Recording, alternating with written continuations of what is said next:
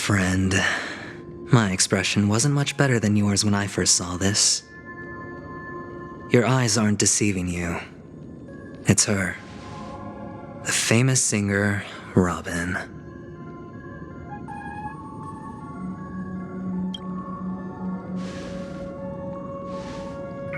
Well, first of all, can I just say that this had nothing to do with me?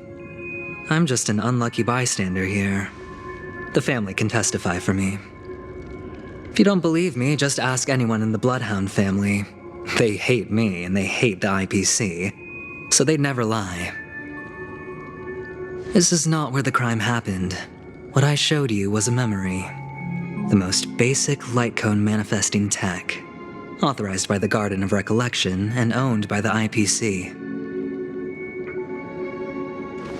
Did you really think the Galaxy Rangers were outsiders this whole time? Penacony has made a solemn commitment to protect the safety of anyone inside a family dream. Any person in distress will be forcibly awakened and safely returned to reality. What gives them the confidence to make such conclusive statements? Because behind this promise is the harmony. The family's Dreamweavers link up their minds together to construct an unbreakable defensive line. Breaking through this line of defense to create death in the dreamscape. Not even a memo keeper could do that without the family's permission. Who could have done it, friend? The only one is her. The girl who calls herself a Galaxy Ranger. An imposter. An unsought guest. An emanator who hides her true identity. Ifrit's death was a foregone conclusion. And Robin? Her misfortune was staring right at her. Who will be the next to die?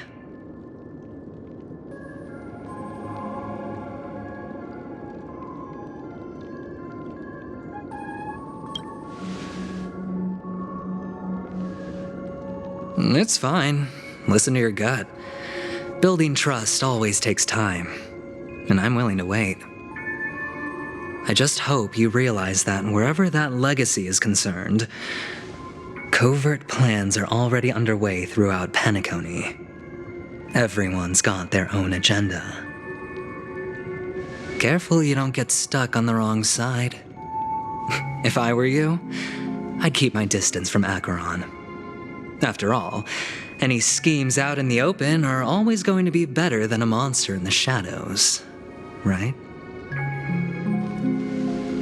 Who's to say there isn't an even deeper conspiracy lurking beneath the surface? Memo Keeper, I think our little deal is finished. Aventurine is telling the truth. This memory is a real one, and there's no sign of any distortion grafting on. The IPC is not the Garden, and there are real limits to what they can actually do, but you know all this. Friend, let's not beat around the bush here.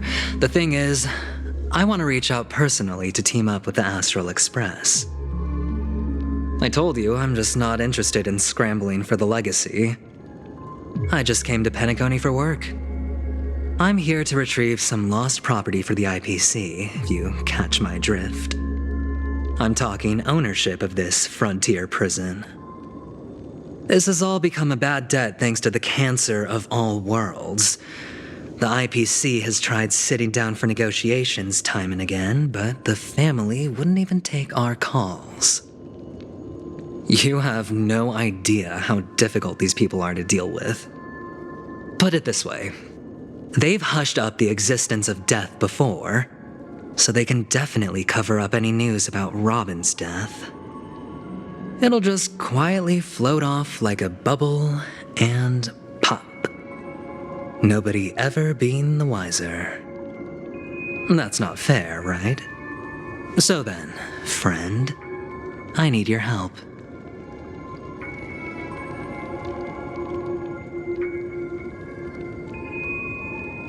I have but only one goal. The family's front door is like a high wall, and to tear the whole thing down, I'll have to dig out a few chunks first. Once I find a weak point, the IPC will have plenty of means. Now we have our chance. So long as we can get to the truth behind her death, we can have justice for Robin, while also gaining a valuable bargaining chip for bringing the family to the table. Truly a once-in-a-blue-moon opportunity. I've been investigating and making lots of friends all over Penacony precisely for this very moment. This tragic news would be extremely bad for the family, so they'll be doing everything they can to stop it leaking, especially to the IPC. But I trust that there are still a few factions that remain exceptions, and that's why I need you all. The reputation of the Astral Express precedes you, and the Harmony will give you the fairest of appraisals. You get to find out really what happened and seek justice, and I get to put it toward completing my mission for the IPC. It's what you call a win-win situation.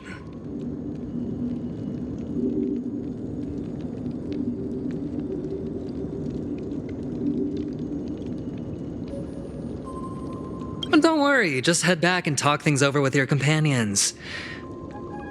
That navigator is really smart. She must understand the value of this deal. Look, here's my contact details. If you come to any conclusions, call me. Oh, and take this. A thorough investigation can always use a little more funding. Don't mention it. So long, friend. I really am looking forward to uncovering the truth about death with everyone. Aventurine just sauntered off. He really doesn't mean to force it, but something still seems off. What now? What are your plans? Black Swan. What is she thinking?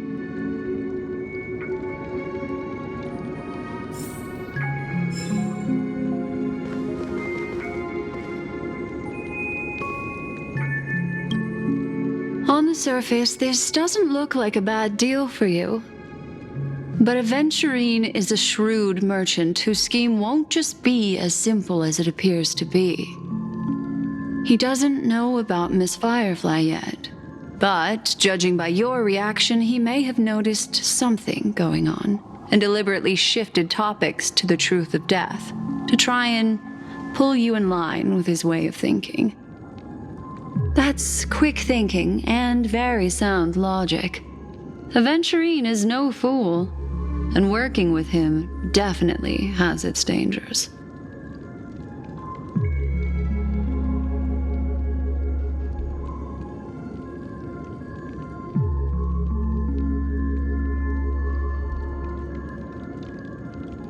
Leaving it up to fate. It's just how that gambler thinks.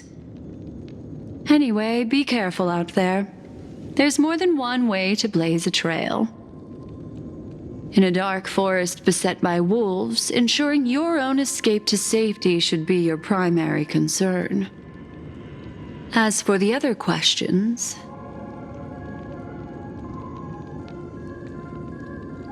I'm not sure the two cases were committed by the same culprit, but that massive wound looked like its winged blade. We've all witnessed it in action before. Plus, it seems unlikely that there would be two lethal entities loose in the dreamscape. Sorry, I can't answer that question. That ranger is shrouded in mystery. I'm afraid no one is capable of providing an answer. But without a doubt, she is the most special guest at this banquet. It's like Aventurine said just then. It's best to keep your distance from her. Two victims appearing one after the other in a very short time span, in and of itself, that's very unusual. Two possibilities. The collapse of Penacony's dreamscape has started speeding up. making death extremely agitated and weakening the family's protections.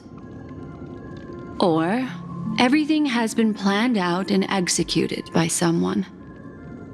If someone has chosen these victims deliberately, first a smuggler, then a family celebrity, then this murderer's motives are worth thoroughly chewing over. It's all happened so quickly, I can only make conjecture. After leaving here, go have a chat with your companions. I hope you can clarify the source of this confusion.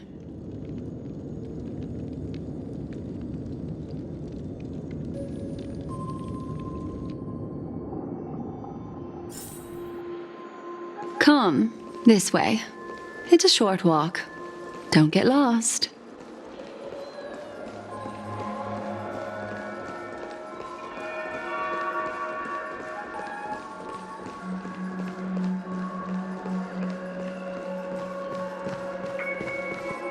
This way. This is where we part ways. All of this is like a nightmare. Unfortunately, the remembrance doesn't lie. What we just saw is the reality that happened, and it won't fade from our minds just because we wake up. But follow your heart and don't be afraid. We all walk through this world casting shadows of different lengths, and ultimately, all we leave behind are precious memories. Hold on just a sec.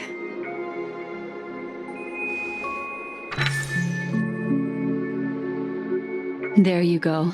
A small parting gift. If one day you unfortunately fall into the deep waters of the memory zone and there's no memo keeper to join you, hopefully it can guide you on my behalf. I also pay great attention to the ways of the world. Just think of this as an apology from me for hiding something from you. Then, I've something private to take care of regarding that Galaxy Ranger. Let's leave things there, shall we? What fascinating memories will you bring for me next time we meet? I sincerely look forward to them.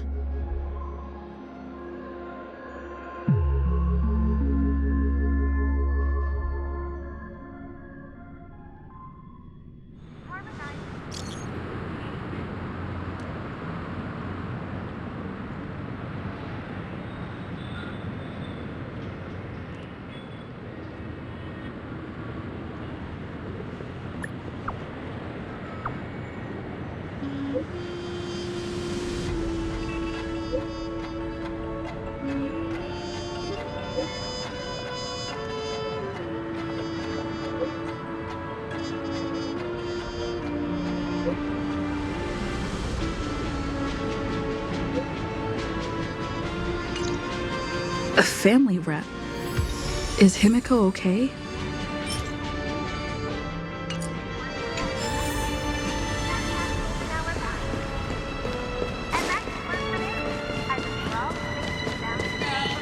This is ridiculous!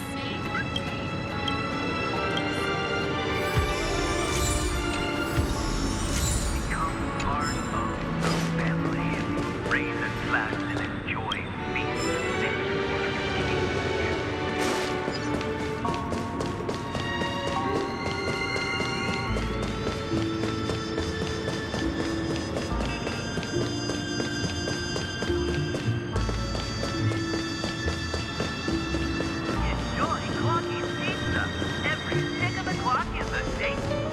So much has happened.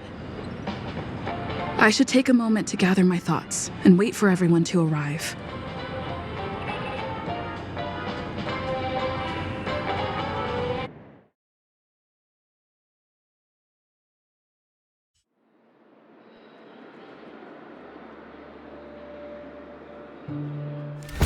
Better unsheath that blade now, Ranger. Do you still dream, Hunter? Of those slain by your hand?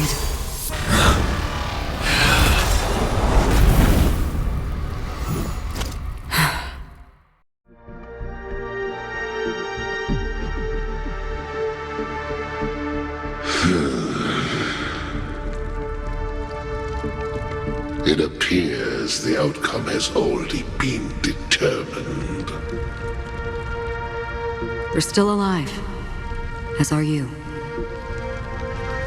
You still have room to make a choice. Leave the music box behind, and then go. Choice. The bloody trail of the destruction leaves no room for hesitation. Vatora's fire demon. Even if you sacrifice your life for that Eon, you won't get special treatment. Ranger, you tread the narrow path of the hunt. You could never understand. We come from the fire and are born bathed in fire.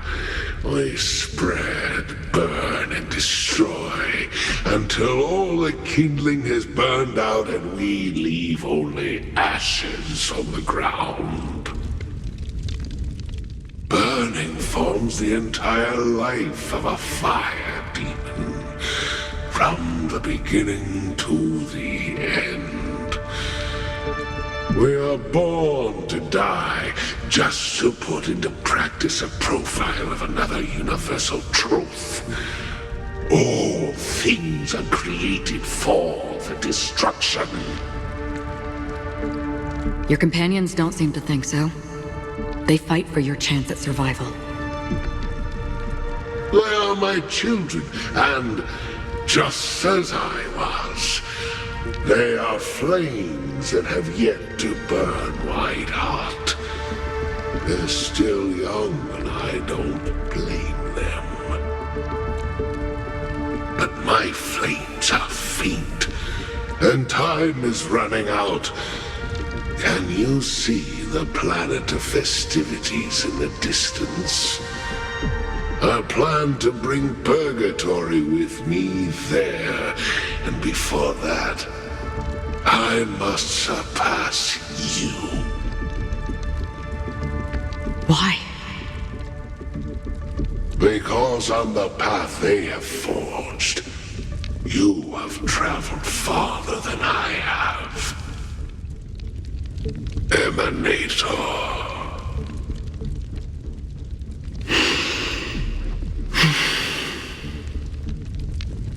You cannot hide your true identity. Draw that sword, for we shall indeed remain here, bound to fight a decisive battle to the death, for I choose this. Destruction is intense, but brief. To cravenly cling to life is to endure an endlessly prolonged existence. Even if the answer turns out to be your own destruction. What is important is not the answer, but that it exists, just as you exist. Everything exists to be destroyed. Emanators are no different. Just as even sweet dreams may be born of the void, the so-called impossible is merely something that has yet to happen.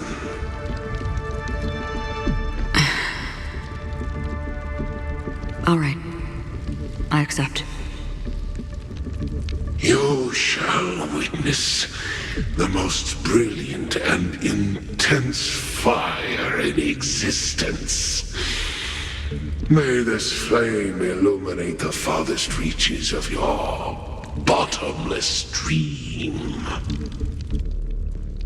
A bottomless dream. Yes, that's right. But you've made one small mistake. This blade remains in its scabbard not out of pity or scorn.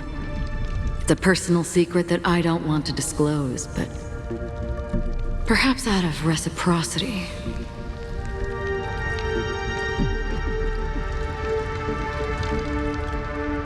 I'll reveal the truth to you. The hunt is not the path I truly follow. May death be the end of your boundless dream, guiding you back to the waking world.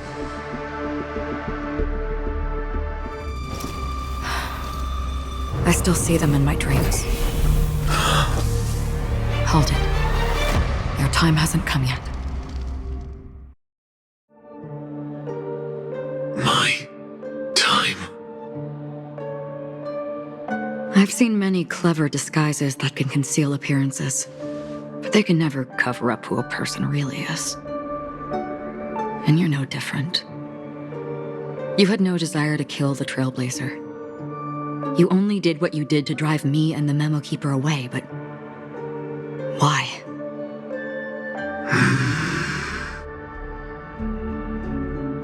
Did Destiny's slave make you do it? You know, Elio. I thought this is just the kind of thing that'd get written into your script. My script has always been brief. Other than that, anything beyond that is unnecessary. He knows my nature. There is but a single destiny from which no one can escape. And until then, I hold the privilege of choice. However, you appear to be ignorant of this. So it's time for me to inquire. Who exactly are you? Not your enemy, perhaps. That's not what I asked. I don't deserve your curiosity. Loners wandering the cosmos always have their secrets. Take me. I'm wanted by the IPC, so it's little wonder that I know something about the Stellaron hunters. That's all. Maybe I can help. What reason would you have for doing that? I tend to forget things. Which is why, rather than memories, I'm accustomed to using my emotions to capture what I normally wouldn't otherwise. So, I know who is inside that cold armor. How about it? Ready to take off that armor and sit down for a talk? It's not yet time. I don't need help, but I can give you a suggestion that would make things better for you and me. If your goal is the Watchmaker's legacy, then go look into the family. Not only are they covering up the existence of death, but they're burying the past and the truth about what happens inside the dreamscape. Already on it. And the Astral Express is no enemy of yours. I know that. I just never expected to hear you say it. What's next, then? The Trailblazer's been taken by Black Swan. Will you go look for her? No need for that. No harm in mentioning that Elio's only given me one instruction. Get all of the Astral Express to track down the Grand Legacy. I tried settling this in an easier and more direct way, but as you can see, here I am, confronting you. I failed. Can't ever go against the script. The so-called impossible is merely something that has yet to happen. That's it. Before we split, can I ask you one more thing? Is there anything else in your script about me? I'd like to know what kind of footnote I get to leave in that future foreseen by destiny. Unfortunately, Not a thing came up. I knew it.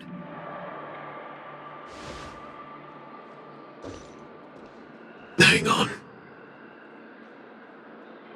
I don't. Don't. What?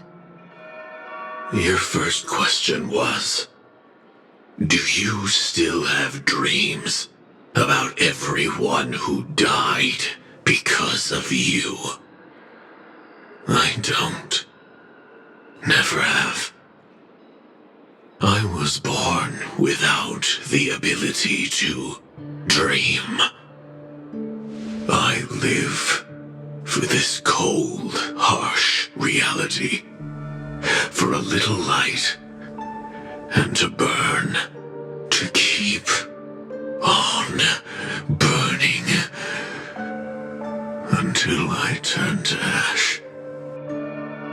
So, I really envy you. Is that so? Then you're already living in the waking world.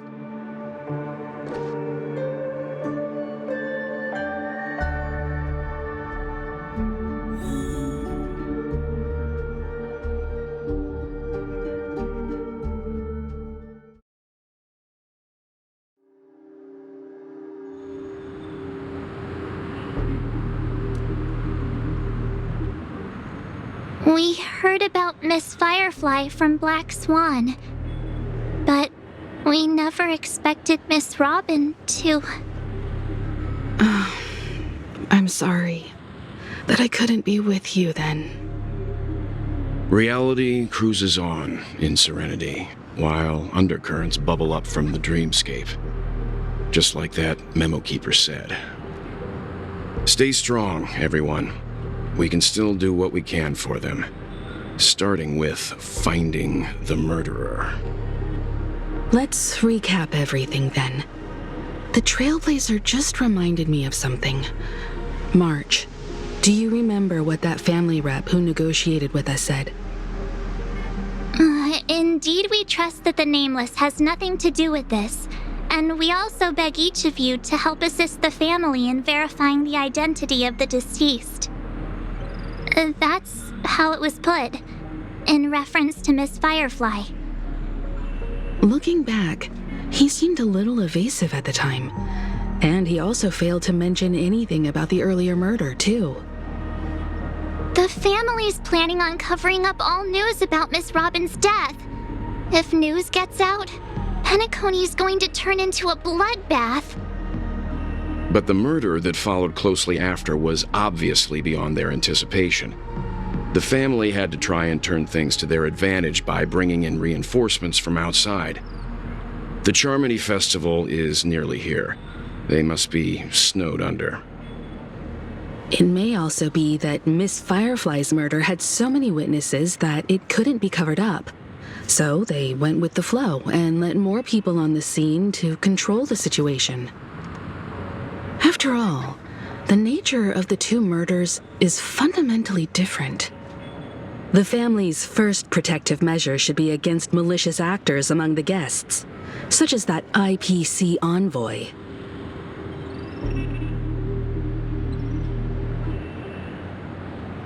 Indeed, he was particularly concerned about that Galaxy Ranger.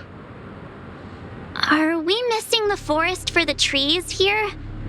I always felt that Aventurine's reasons for accusing Miss Acheron were highly subtle. Can we believe him? At this point, I'm afraid the only ones we can trust are ourselves. Look, let's try to gather intel first and then list all the possible outcomes we can. Then we go through them, eliminating contradictions one by one. The fewer facts remaining, the closer we are to the truth. I've still got this sense of foreboding. It's like we're stuck in a whirlpool, spinning around that legacy even after everything that's happened. This time we're playing the role of a real detective. But before we start, what are we going to say to the family and Aventurine? As I see things, The family harbors no ill will towards the Astral Express. If they didn't trust the crew, they wouldn't have casually commissioned outsiders to investigate a case that's, in all likelihood, a scandal. Plus, this is the family's turf. Teaming up with them should make things easier for us in the future. As for that Aventurine, well, I'd like to hear your thoughts. He's complex. He deliberately slow-played his hand during negotiations while running circles around us all the while. He appealed convincingly to both reason and emotion. It wasn't forced, but the intent was obvious. Still, it's good to have contacts among all this uncertainty. Aventurine showed his skills, and as far as our interests are aligned, he can become a reliable ally. We also need to keep a certain distance from the family. Never let them get too close. Teaming up with the IPC helps balance that out. If either side makes a move, we have the option to pull out. So you suggest accepting Aventurine's proposal to team up? Yes.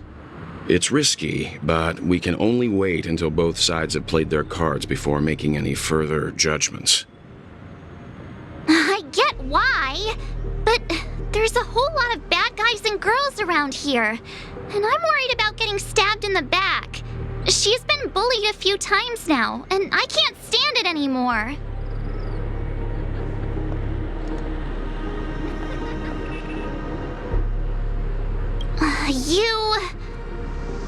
No, I can't accept this.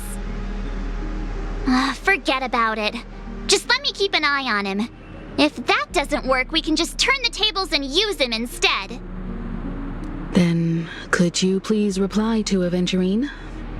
Everyone, take this time to put together your thoughts.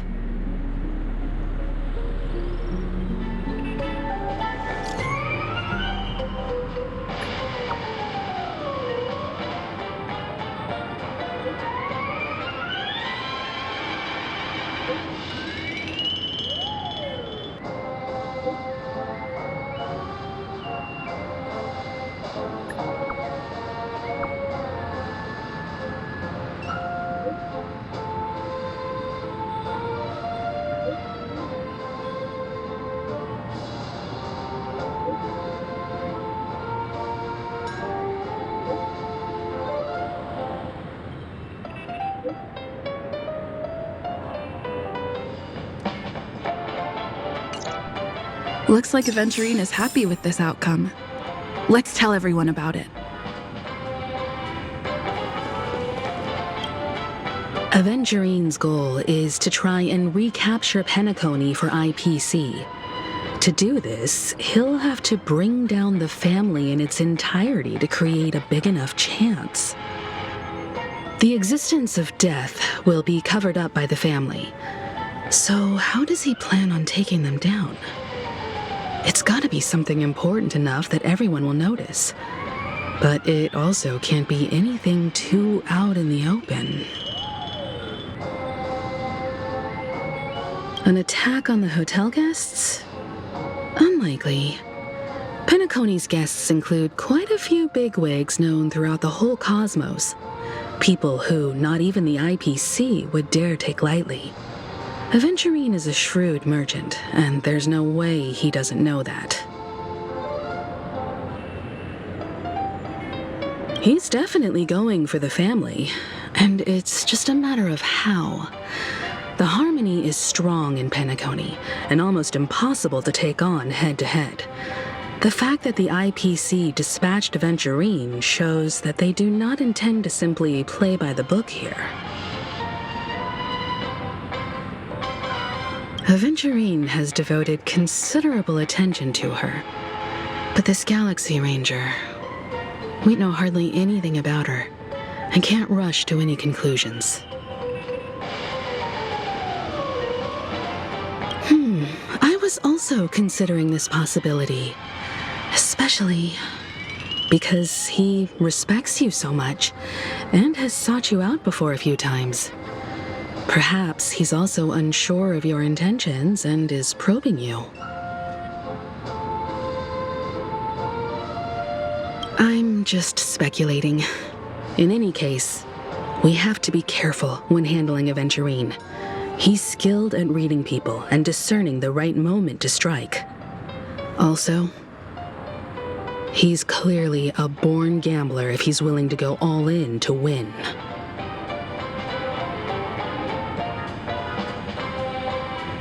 If Aventurine wants to bring down the family, he'll have to create a big enough chance. After everything he's done so far, what is his goal?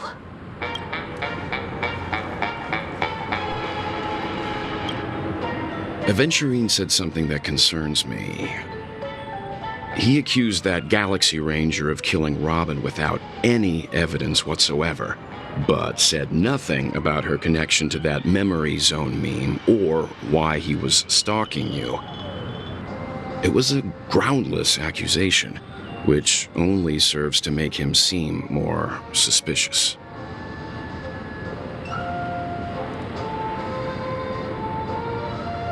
Maybe Aventurine's goal was never to gain our trust. Maybe he wanted to foster a feeling of enmity towards Acheron and make the situation more volatile. Two birds, one stone. However, I asked Don Hung back on the Express to confirm that story about the Annihilation Gang and the lost messages. It wasn't something that Aventurine made up out of thin air. You've met her many times now. What's your impression of Miss Acheron?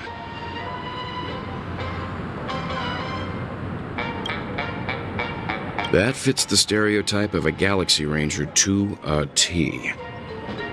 They're eccentric, unpredictable, and fond of being alone. No wonder she's a suspect.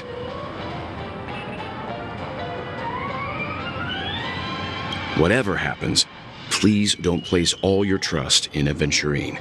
We cannot afford to be manipulated by him.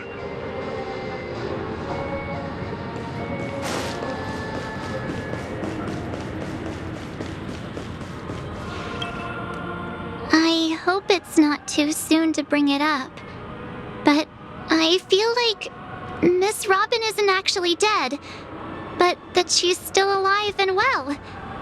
Somewhere. That everything's just some horrible prank. Because aren't we supposed to be inside a dream? How could someone die in a beautiful dreamscape like this? Shouldn't only good things happen here?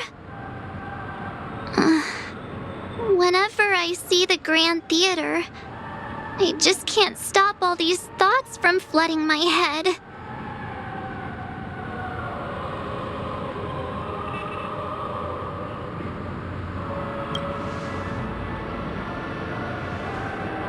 No. After all, they've brought everyone this sleepy dreamscape, which everyone loves. I just feel like I'm starting to understand them less and less. Everyone's still having a great time out there on the streets. Nobody knows what's happened. It's all so unreal. As if Firefly, Miss Robin, and us we're all outsiders from another world. Aw, what a mess. I really want a nice cool drink of soda to help me calm down. But then I'd be just like everyone else out on the streets.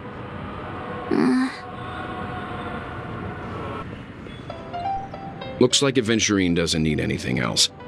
Let's turn our attention to the family's assignment for now. Himiko, what do you think? Among our current clues, the two murders that she witnessed are the most directly connected. I suggest starting here.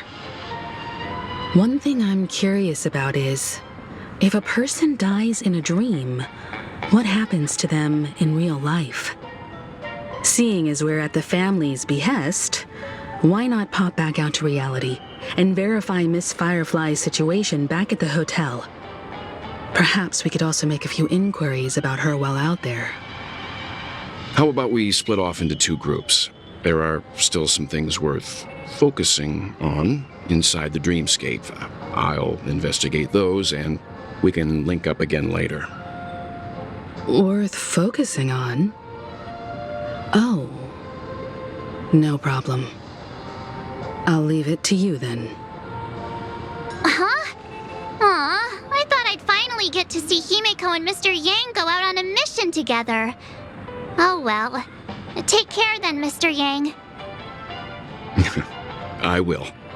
Keep in touch.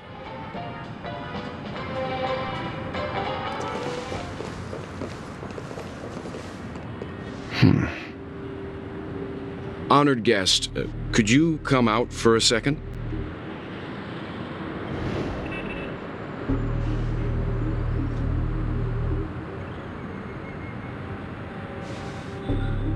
I'd be embarrassed too, getting stared at like that.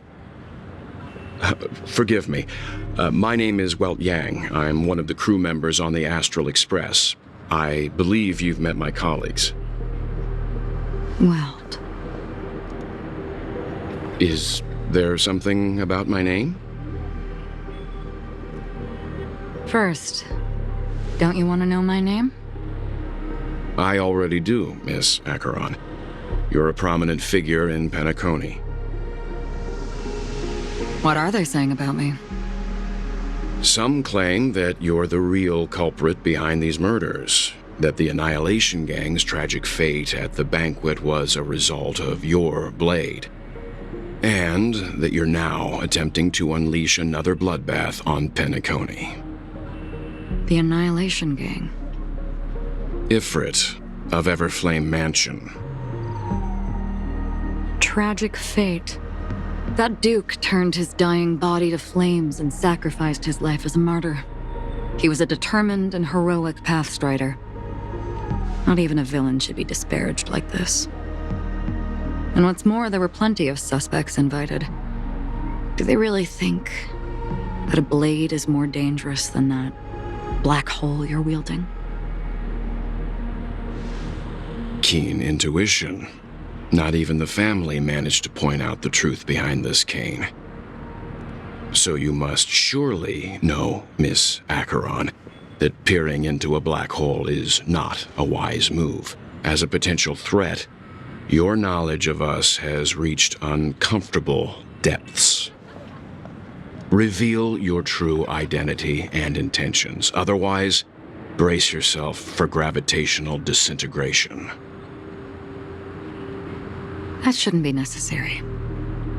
But if it makes the Nameless feel less defensive, I'll be happy to abide. Believe it or not, Galaxy Ranger, Acheron, those are the names I go by to this very day. My trip to Penacony is solely to fulfill an old, final request. I'm here for the Watchmaker's legacy. And that's it. I think I've been honest enough. Still unwilling to reveal your true identity? It's not that I don't want to. It's just that I can't. I've come so far, and I can't sum up all of that in just a few words. Everyone has their own unspeakable past. Secrets that they don't want to be revealed. And I won't be asking any more questions, such as why the Astral Express is roaming around the cosmos with a Stellaron on board. Is she okay? That memo keeper didn't do anything, right? She's fine. Let's just stick with the topic. Gaining my trust depends on how much you're willing to reveal. I've run around many different Penacony dreamscapes just to try and find that legacy. And during this period, I came into contact with quite a few guests. In the process, I gradually came to realize the secret of Penacony may be closely related to the Trailblaze. That's why I've come to ask for your help. I don't have enough proof yet, but I'd like to speculate something. The source of all tragedy lies within the family. If you could trust me, we could find the proof to support this claim together. Mr. Yang, I think you've come to the same conclusion, haven't you? Let's leave it at that. For now, I'll choose to believe that you bear no hostility. Share your findings with me and me alone. I don't want vague conjecture to interfere with other people's judgments before we find solid proof. By the way, would you like something to drink? Before we go, how about 2 cups of Wake the Heck Up? No, 4 cups. Because the conversation coming up will last forever.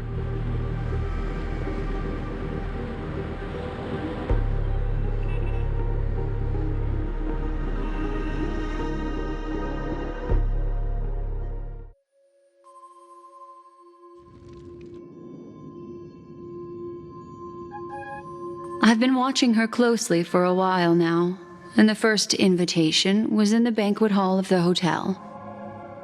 She just sat in one corner, keeping silent, chugging down a couple cups of Wake the Heck Up. I told her it's a pungent, bitter beverage, not the taste of sweet dreams, only for people allergic to Soul Glad. And she said, Really? But I don't taste any difference at all between them.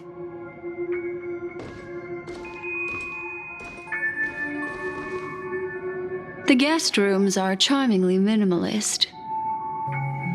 An aesthetic you share, Miss Acheron. It's a cinch, this music box. The invitation received by the Annihilation Gang. There are latent memories that linger on it yet.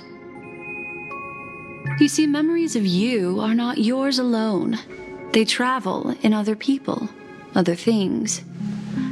I know much, and I can predict even more. With some help, the dead can be made to speak. The Annihilation Gang, that band of desperados who all disappeared after meeting you.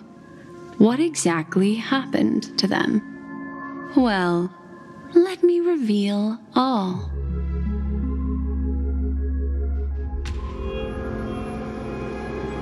Gradation 12. Dreamscape 12. Father, I dedicate this to you. Well done, Dubra. Wherever they go, shall be met by annihilation. There it is. It's hazy, but it's Ifrit's voice. The other one is probably his progeny. This is the residual memory from when the invitation was first delivered. They were abruptly interrupted. Then, what happened next is...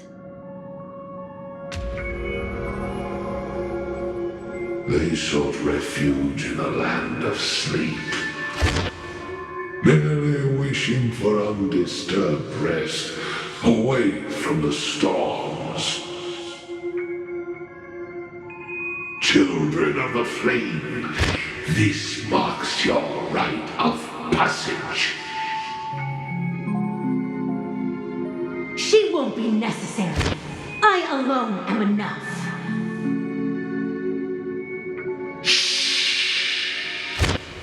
When have those on the path of destruction feared death?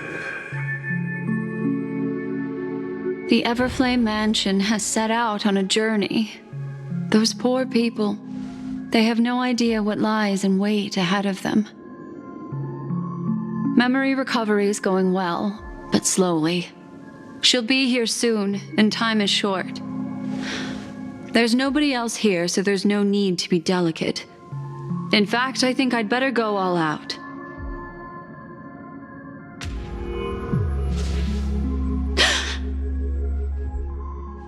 What happened?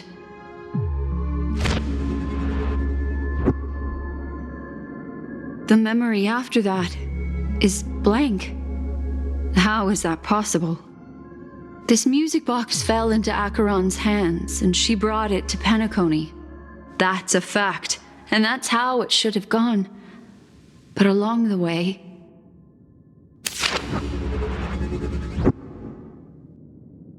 It's like it's been erased. Who's done this?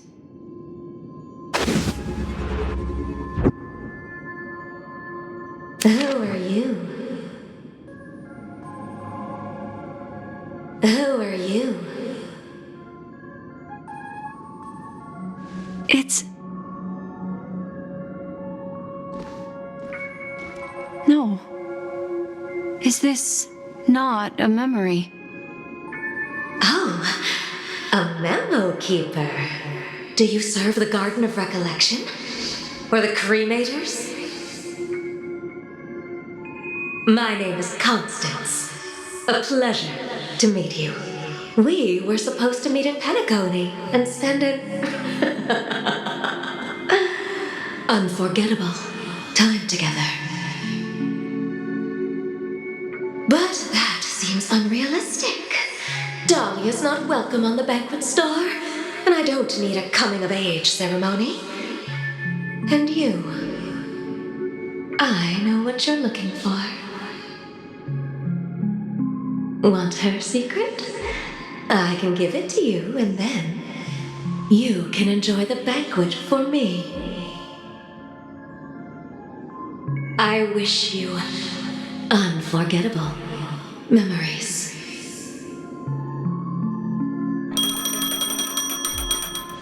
Oh. A phone. Wanna listen in?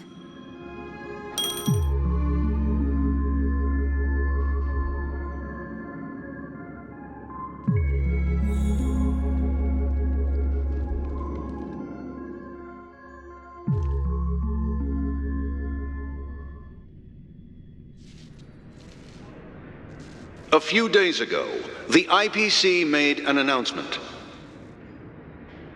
Under the watchful guidance of the Marketing Development Department, and in accordance with the Interstellar Peace Charter, the independent Sigonian sovereignty has hereby been established, and shall take a legislative seat at the Interstellar Congress. The formation of the Sigonian sovereignty is of great historical significance to the Sigonia system. This move puts an end to the planet's long and bloody history, turning the sensational Kataka-Abjin extinction event into a distant memory. Sigonia 4 is located in an unclaimed zone at the intersection of the Denise, Prothean, and Dorneau star clusters. The planet's surface environment is known for being extremely harsh, constantly faced with the threat of impact from small-scale celestial objects. This is why very few intelligent species have made this planet their home, dividing themselves into several tribes to eke out nomad lifestyles as they struggle to survive the arid desert wilderness. They have developed their own folk beliefs that are independent of the Eon belief system. Sigonia. Sigonia. Ravenous eye of the storm, spurned by all the gods. Land of rock, but not water. Lightning, but not rain. Blood, but not tears. You beat us with your falling stars. You lash us with wind and storm. You chew us up with the cracked earth. You promised us a land of honey, yet yoked us beneath a sword of bitterness. Oh, Gaiathra Triclops, if thou can hear me, please open up thy 3 eyes and gaze upon this child. When you took his father, my child was still sleeping in my belly. And where my husband went, I too soon must go. I don't ask for a peaceful death, just for you to tell me Does the baby swaddled sweetly asleep? Does he dream of his mother's heartbeat and the sound of falling rain? Please tell me whether this life is all just a fleeting dream. Otherwise, why would this child be born to face impending death? Mommy! Mommy! Mommy, the rain! It's raining! Raining?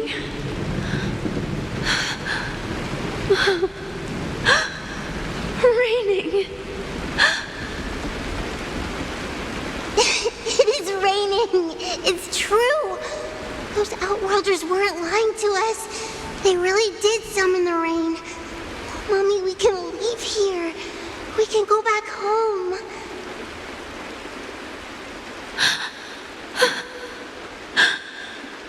Back home. Gaiathra Triclops. You came. Do you hear that? Thank you. Thank you.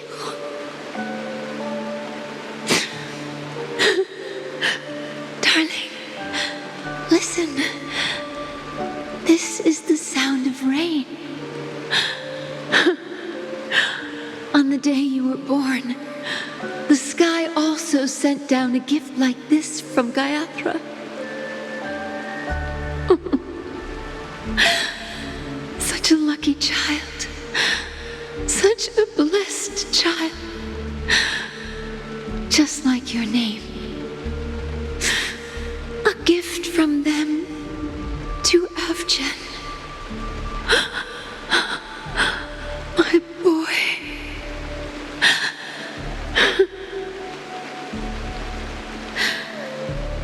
May the goddess Gaiathra close her eyes 3 times. Keep your blood eternally pulsing.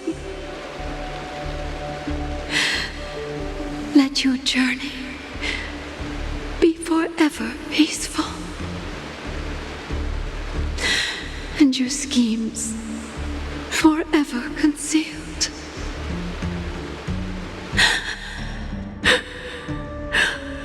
Welcome to this sad world, Kakavasha.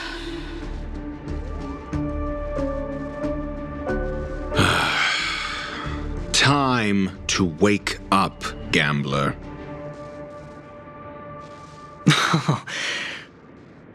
Oh, heavens. I must have drunk too much Soul Glad. Didn't expect you to be back so soon. How is it?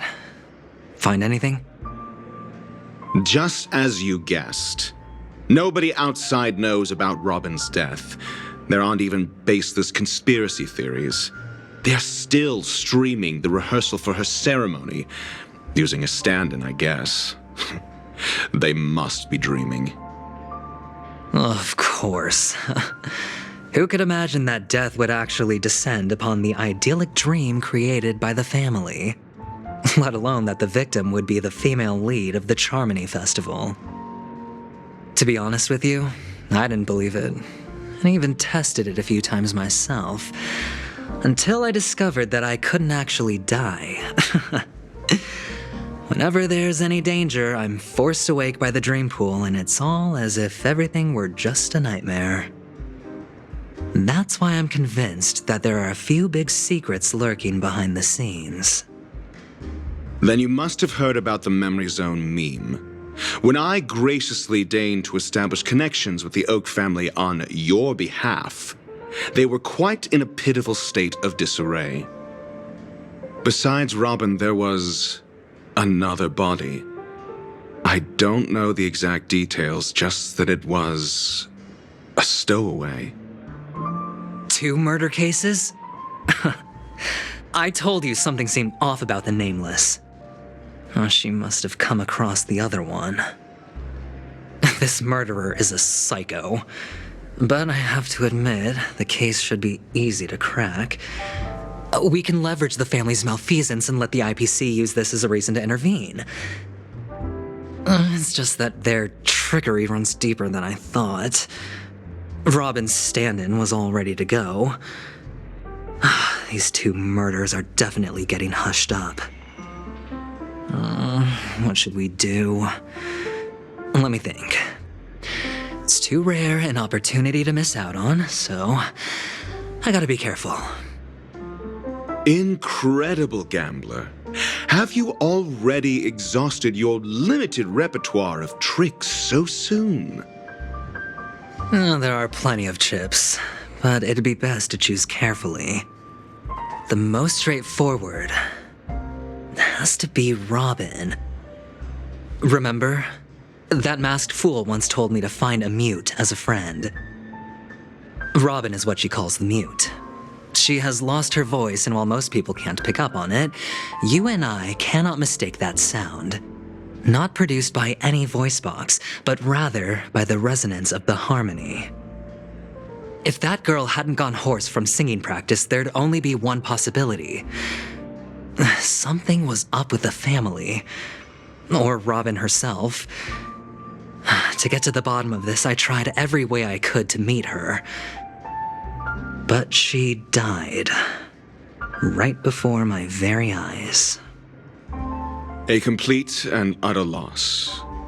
Incidentally, it seems to have resulted in your rather undignified arrival on the interrogation stand. There were eyewitnesses at the scene, and the family, in their graciousness, has tentatively accepted your alibi. However, for the foreseeable future, you shall, regrettably, find yourself under the vigilant watch of the hounds. Well, things aren't looking too optimistic, Doctor. I'm starting to break out in a cold sweat.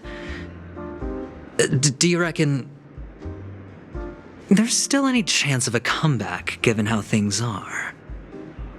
A probability? Yes, it exists, but it verges on the infinitesimal. To phrase it in a manner more befitting the vernacular of Penacony, you're dreaming. But if you simply can't control yourself and want to try your hand, then there just so happens to be a suitable candidate. That man wants to see you again. Who? Sunday. Is this a public hearing or a private trial? If it were the former, it would hardly befit my stature to stoop to the role of a mere messenger. Fine. Oh, that's great. It's all great. You see, the dead can't talk, but the living can. Ratio, I'm convinced now that there must be something wrong inside the family. Oh, just you wait and see. That man's sister has died. He can't sit on his hands. Well, without any further ado, let's set off. Lead the way. The show is about to begin.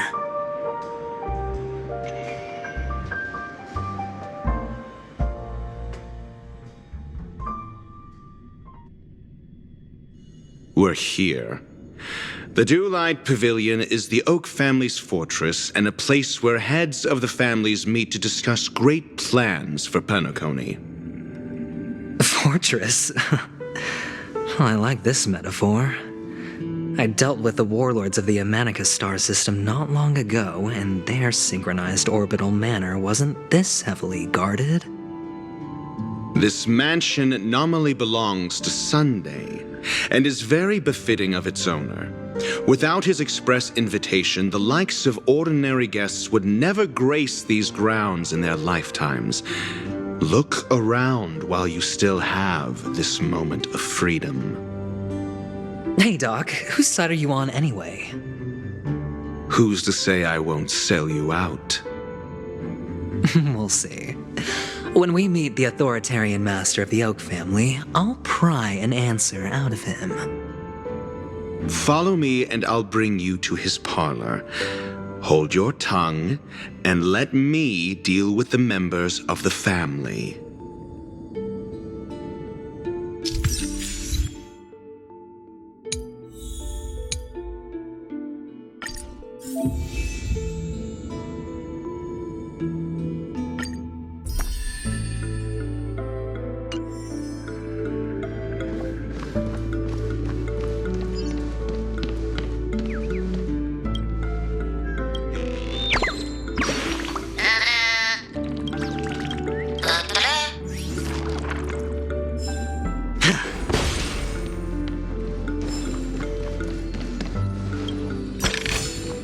A reward with no risk?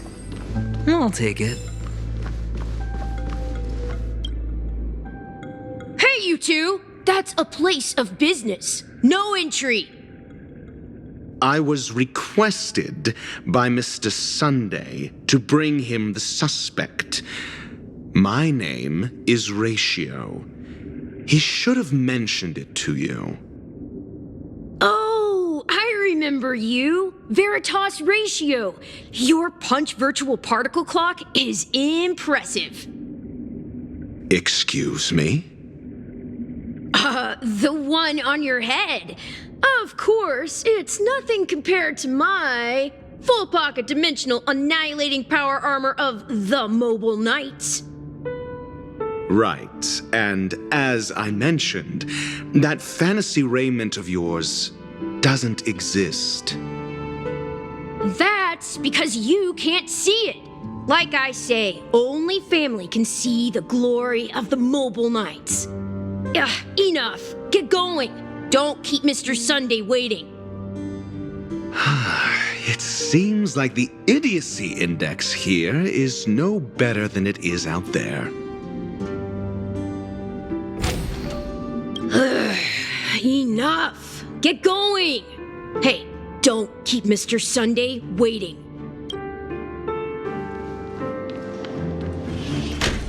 A dead end? The door is shut tight. Looks like we're on our own. I mean, there isn't a door. How did you get in before? For security reasons, the family built the administrative site deep in the dreamscape, with the mechanisms hidden in these nightingale statues. The direction of the statues can be controlled. On the previous occasion, an attendant named Kona had gone to the side room to verify something before setting the statues in the correct positions. Well, maybe we should do the same. Let's go and take a look. Of course, we can also use brute force.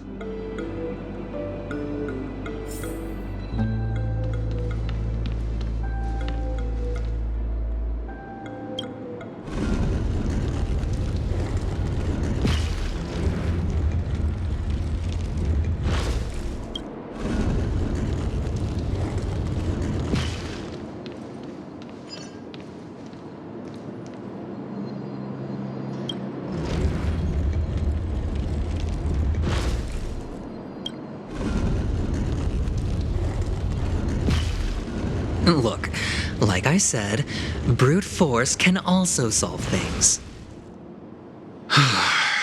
The Council of Mundanite should consider you as their member, for no one in this universe is more suitable to be there than you.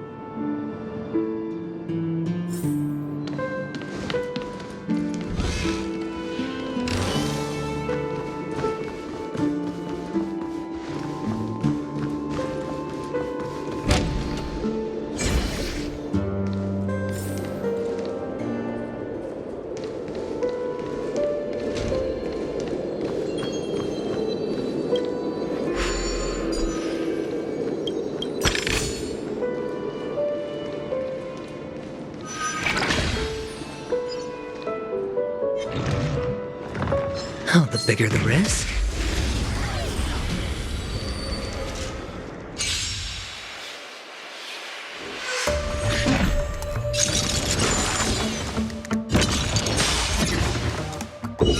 Answer me. No dirty. Stand still. Time to say bye. Boom. You fool! Watch your head. Get them! Relax. Didn't hurt. A test. Ah. Not bad. You dare attack me? No dirty tricks, all right? Time to say bye. Boom. Protect me! Protect me! Answer me. It's on me. Bust. Or maybe I'll take it all. All in. Get them! Stand still. A test. 0 points. Knowledge, the measure of truth and falsehood.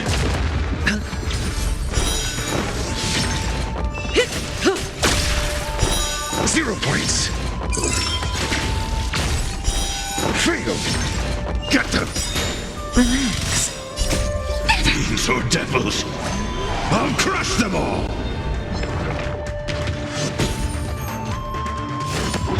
Didn't hurt. Spend freely. Time to say bye. Boom. Get them. Watch your head. Bust.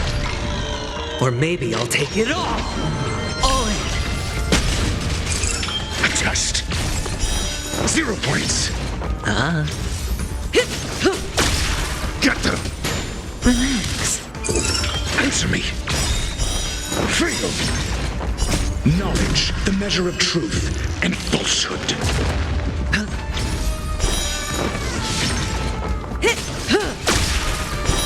'Fail. Stand still. Protect me! Protect me! Ah. Time to say bye. Boom.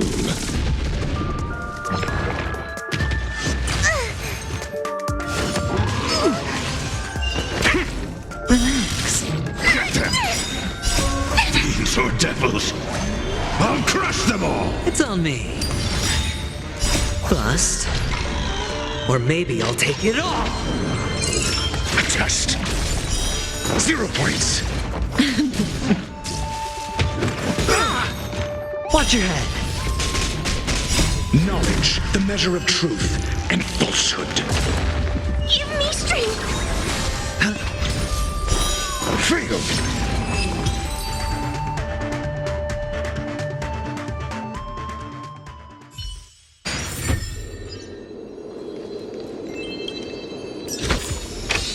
Fortune follows luck, just like it always does.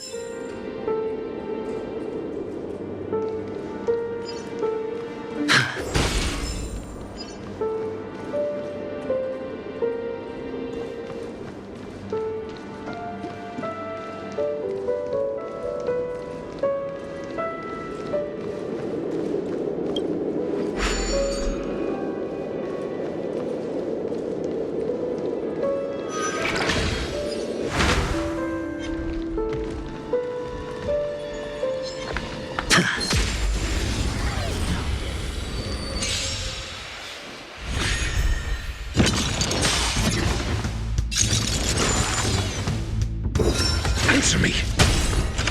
Mediocre. Stand still. Time to say bye. Boom. Get them. A test. All in. Bust. Or maybe I'll take it all. Watch your head.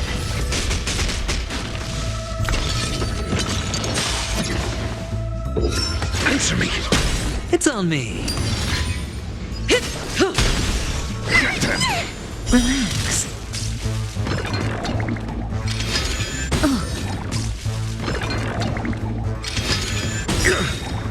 Knowledge, the measure of truth and falsehood.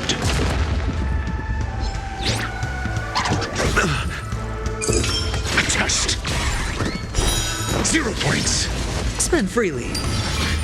Get them!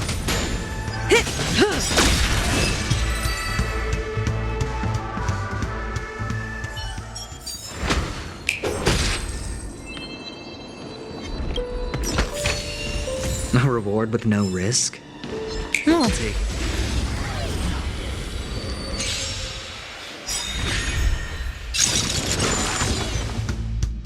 Time to say bye.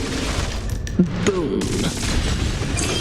Answer me! Failed!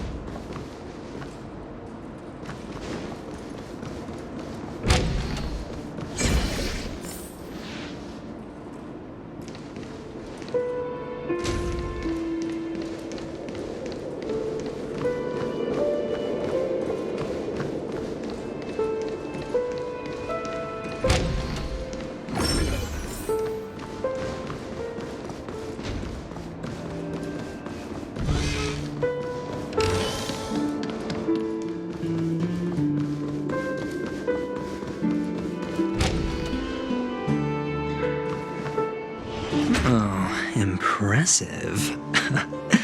So much for Mr. Sunday's reserved, virtuous image. Do you need me to remind you? We're in a dreamscape. No matter how grand the mansion looks, it'll not affect Penacony. Stop wasting your time nitpicking the family here. Yeah, you're right. The only way to destroy the family is death. Sunday must have thought the same. Let's head down.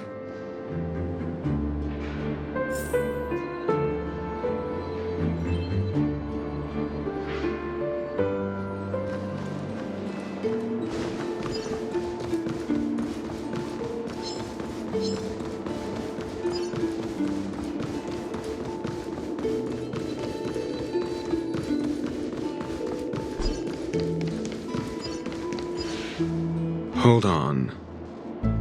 Huh? What's wrong? Are we heading the wrong way? No, but this door is locked. My friend? Did you really make an appointment with him? It's a trial. You got to prove your worth to Sunday before you can speak with him. If I'm not wrong, we need to find a way to open this door in the hall, or this place will be our prison. Oh, an escape room. My favorite. Get serious. I've no time for games. Let's head back. The hint is probably in that prominent sandpit. Wow. That's an enormous sandpit. I'd love to build a tall building for myself, once I have enough savings.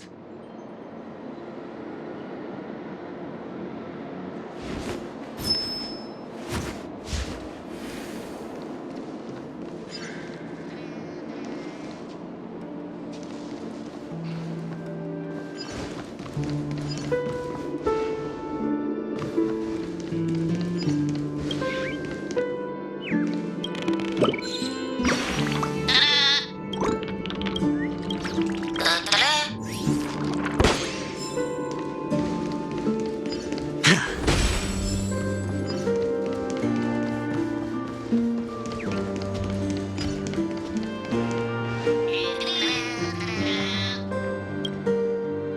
look. There's a noticeable gap in the model. I believe you're right. There wasn't a gap before. That man must have done it intentionally. Well, with your brilliant mind, you shouldn't have any trouble recalling what was here last time. Right, Doctor? Of course. Let's look around. When I see it, I will know it. Fine. Fine. Why do I feel that we're pursuing a degree in burglary now?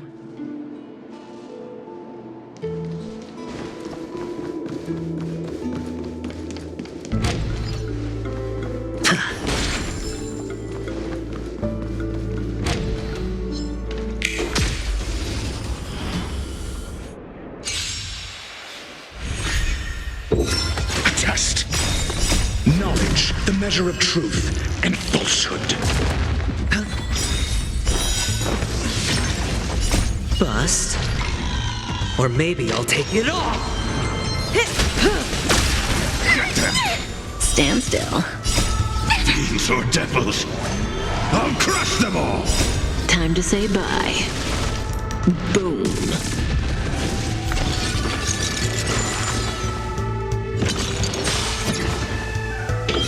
Answer me. Fail. Watch your head.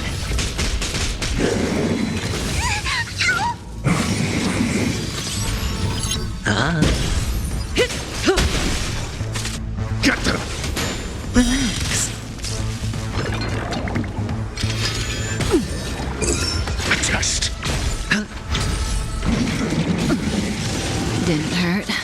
Protect me! Protect me!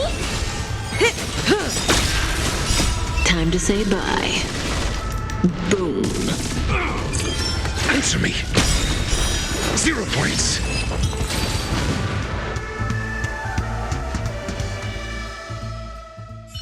Let's look around. When I see...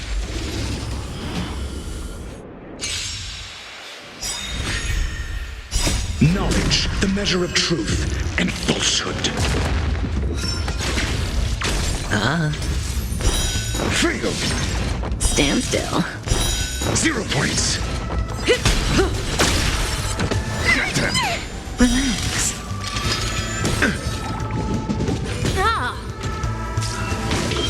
Answer me.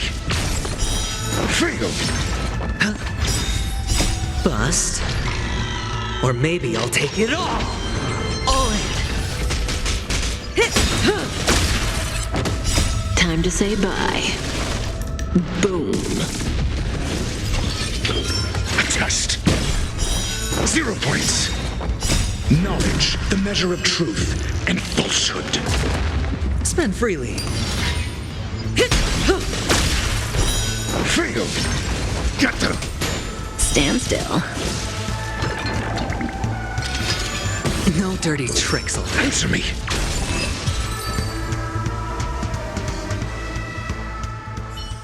Let's look around. When I see it, I will know it. Fine. Fine. Why do I feel that we're pursuing a degree in burglary now?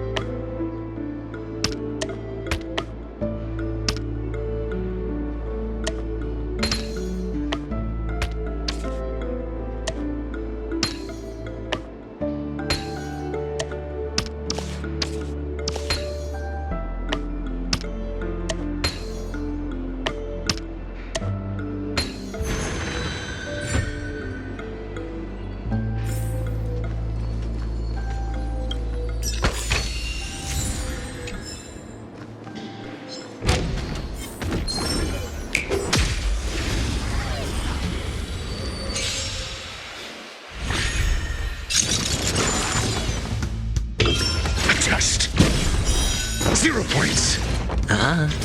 Relax. Time to say bye. Boom.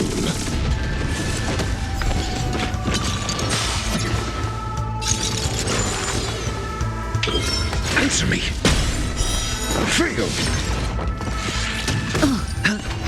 Stand still. Time to say bye. Boom. Knowledge, the measure of truth and falsehood. Get them!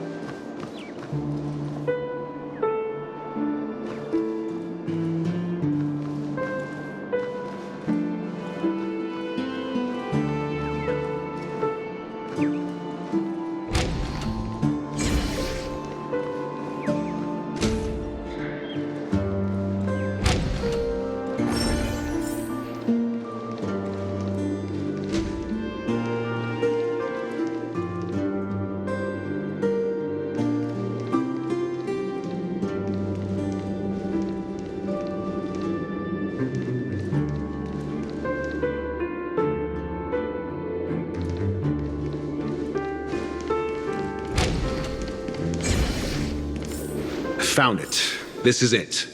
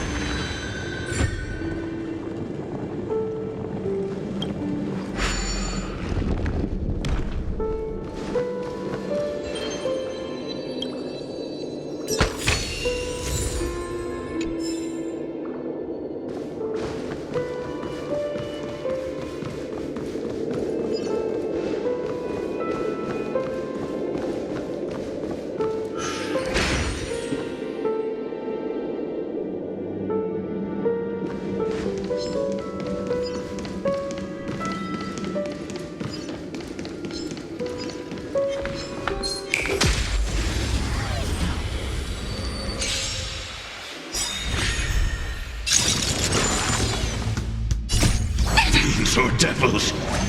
I'll crush them all! Bust. Or maybe I'll take it all!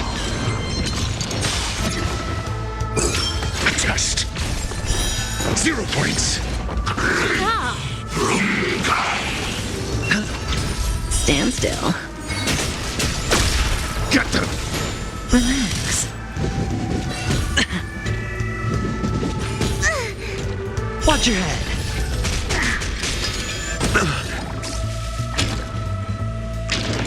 No dirty tricks, alright. Answer me.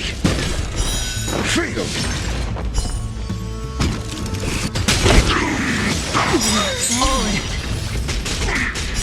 Knowledge, the measure of truth and falsehood. Spend freely. Time to say bye. Boom. 0 points. Freedom. Test. 0 points. Get them. Stand still. Bust. Or maybe I'll take it all!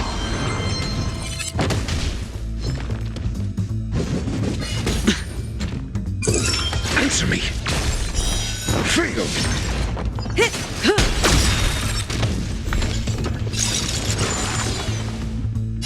Time to say bye. Boom.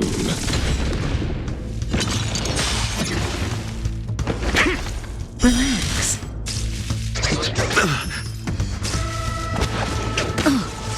It's on me. Protect me! Protect me! Stand still.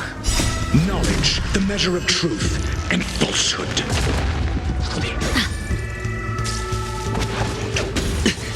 Watch your head. Spend freely. Get them. Relax.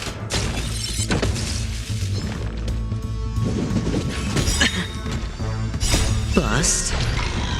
Or maybe I'll take it all! 0 points. Freedom. All in. Time to say bye. Boom. Get them. Stand still. Fiends or devils. I'll crush them all. Answer me. 0 points.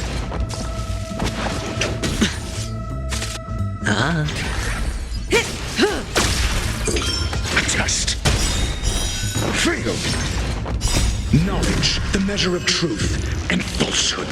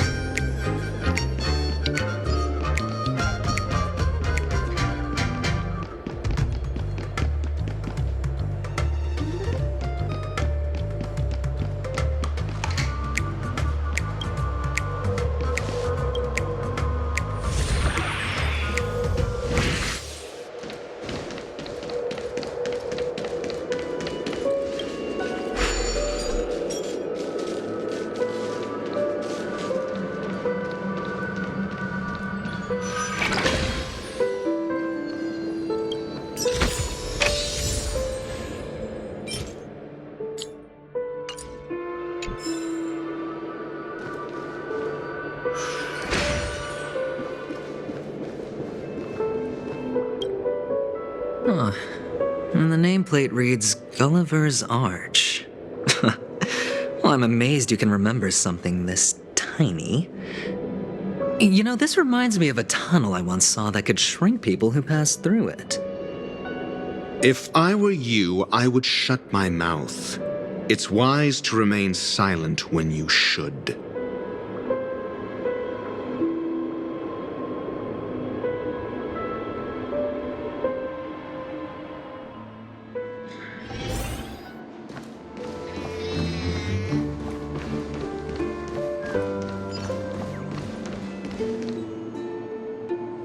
Oh, this reminds me of one of those building toys.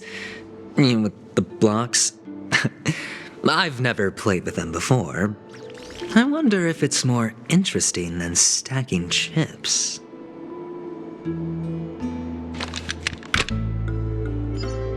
Oh, look. The gap is closed. And it fits perfectly. So, what's next?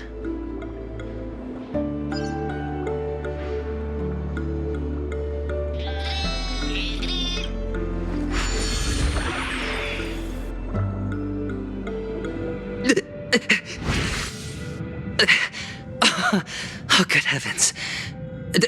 Did I shrink? Am I still in a dream? Indeed. Oh, Doctor, you're huge. It's me! Down here! In the sand pit!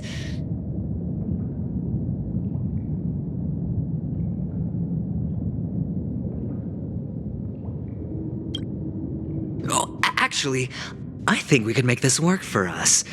Just find a way to slip me into Sunday's collar, and I'll infiltrate the family just like that.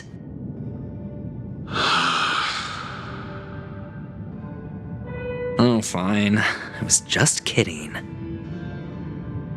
Well, let's find a way to open the door.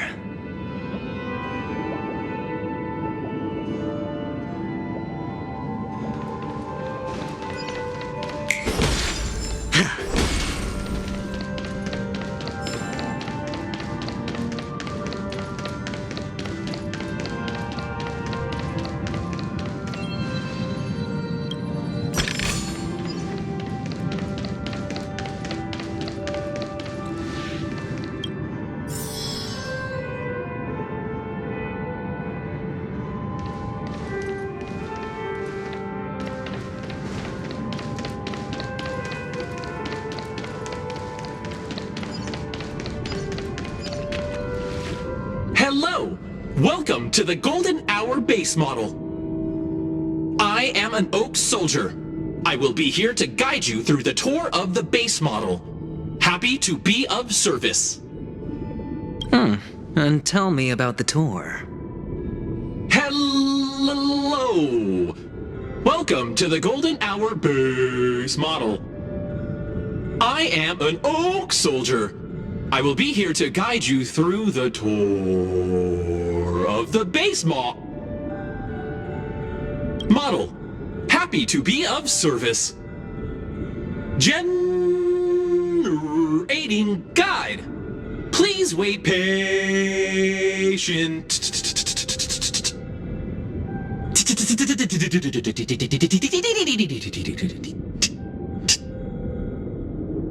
Found the nearest check-in spot. Please look behind me. A capsule machine model.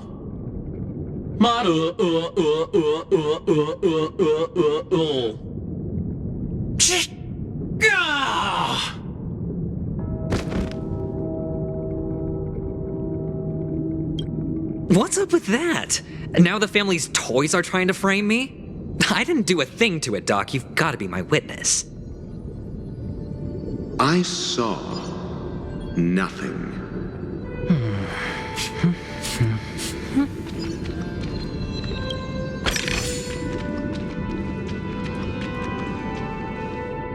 Oh, capsule machine. There's no mechanism on the floor. Could there be one at the top? Doctor! do me a favor.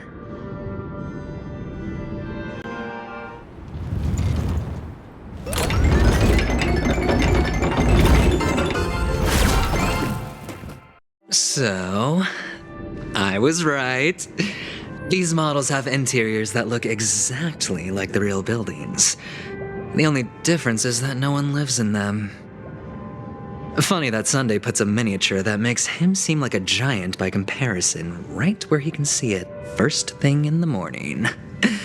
Insecure much?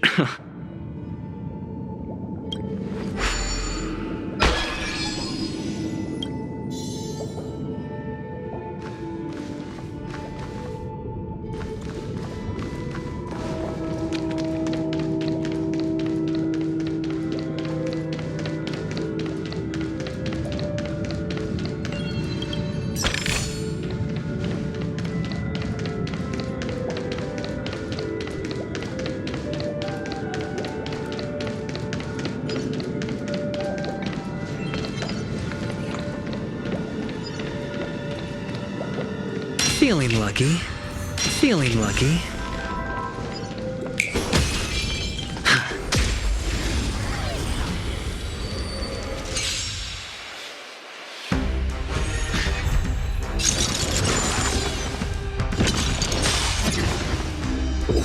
Answer me.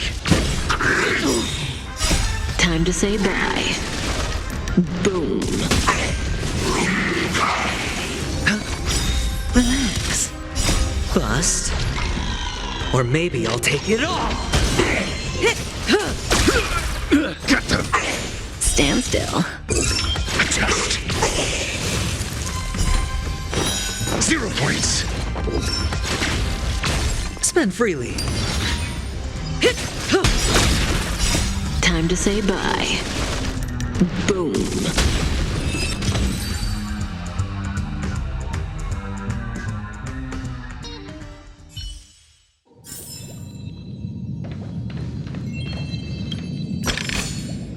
A reward with no risk? I'll take it. Oh, one of the fragments flew upstairs. I'll need to use the pinball machine to flick myself up there. But it's tough.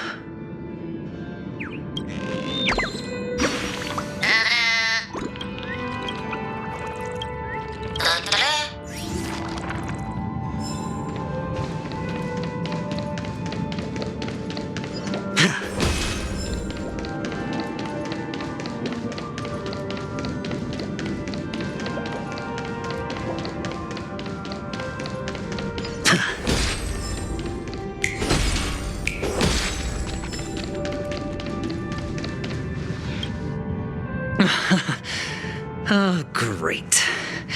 There's another pinball machine base here. And it's empty too. Doc! I'll need your brain power again. There's no need to yell, I can hear you. The pinball machine must be hidden somewhere in the hall, like the arch.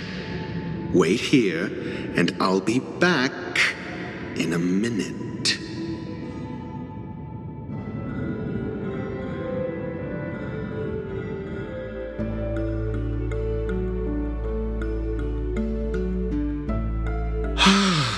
Finally, a moment of peace.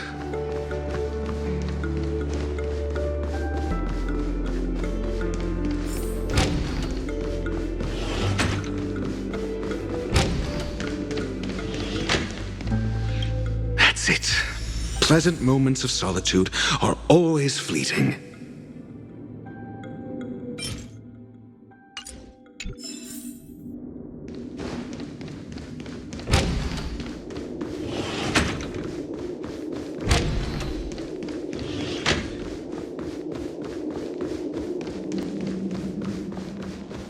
Oh, you're back. Just place it here. Thank you.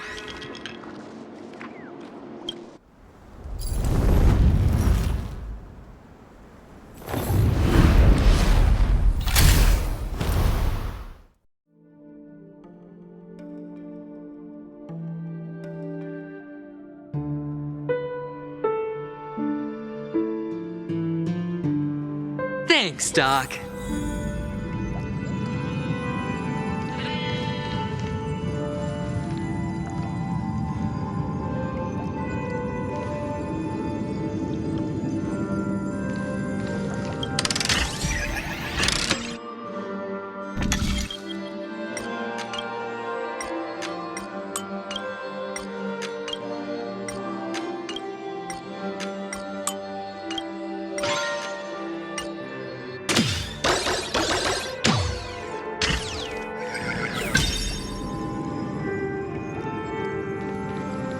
Oh, Ratio, you should come in here and take a look. The view here is breathtaking.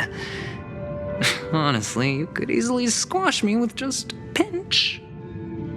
If that is your wish, I will do so without a moment's hesitation.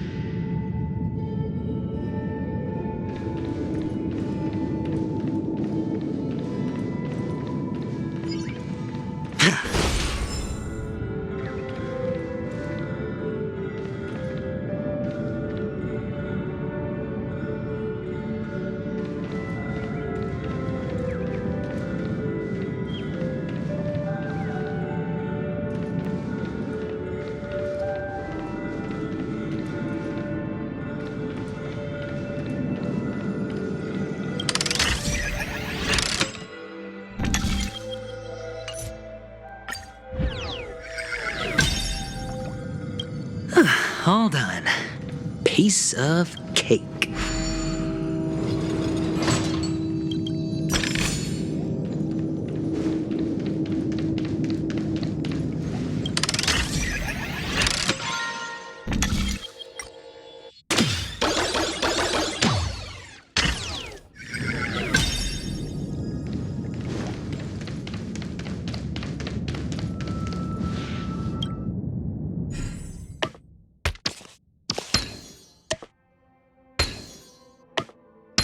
And the joyous tour of Toy City has come to an end. Makes me feel sad. Penacony isn't all bad, right? I'll use this interesting experience as a talking point at the poker table.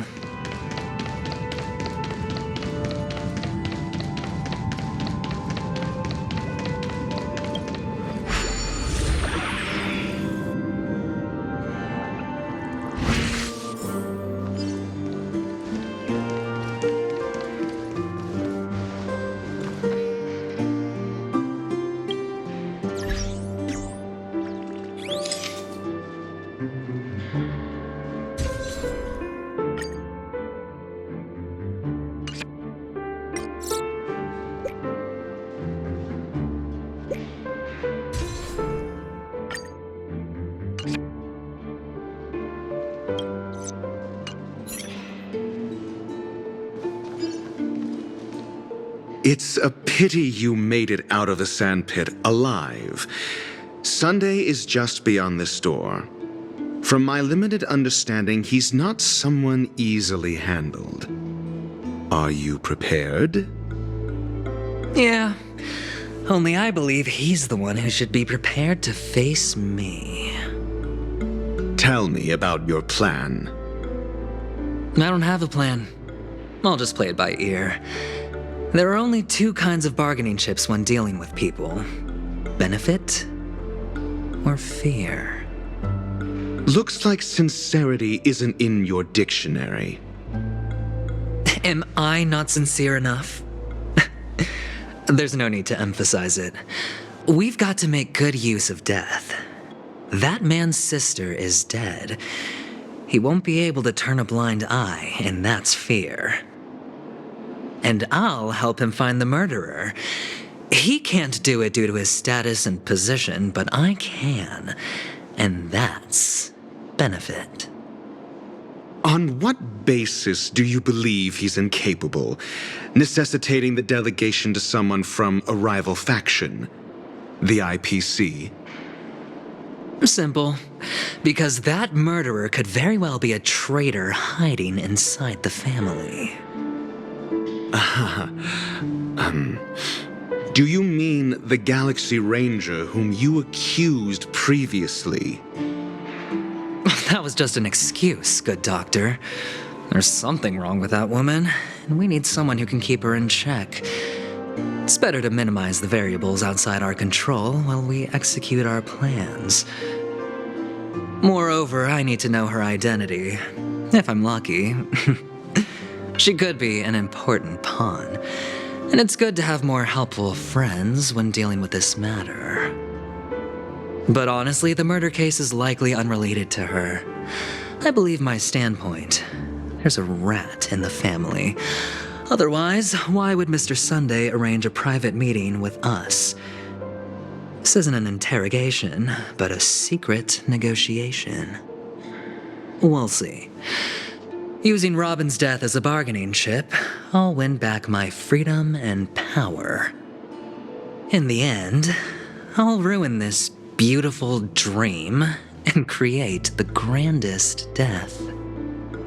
If the chance of winning is just beyond this door, even if that chance is close to zero, well, you can't win if you don't play, right? Ah, the charming audacity. To think that you, of all people, might emerge victorious, dear gambler. 3 chips are enough. All or nothing.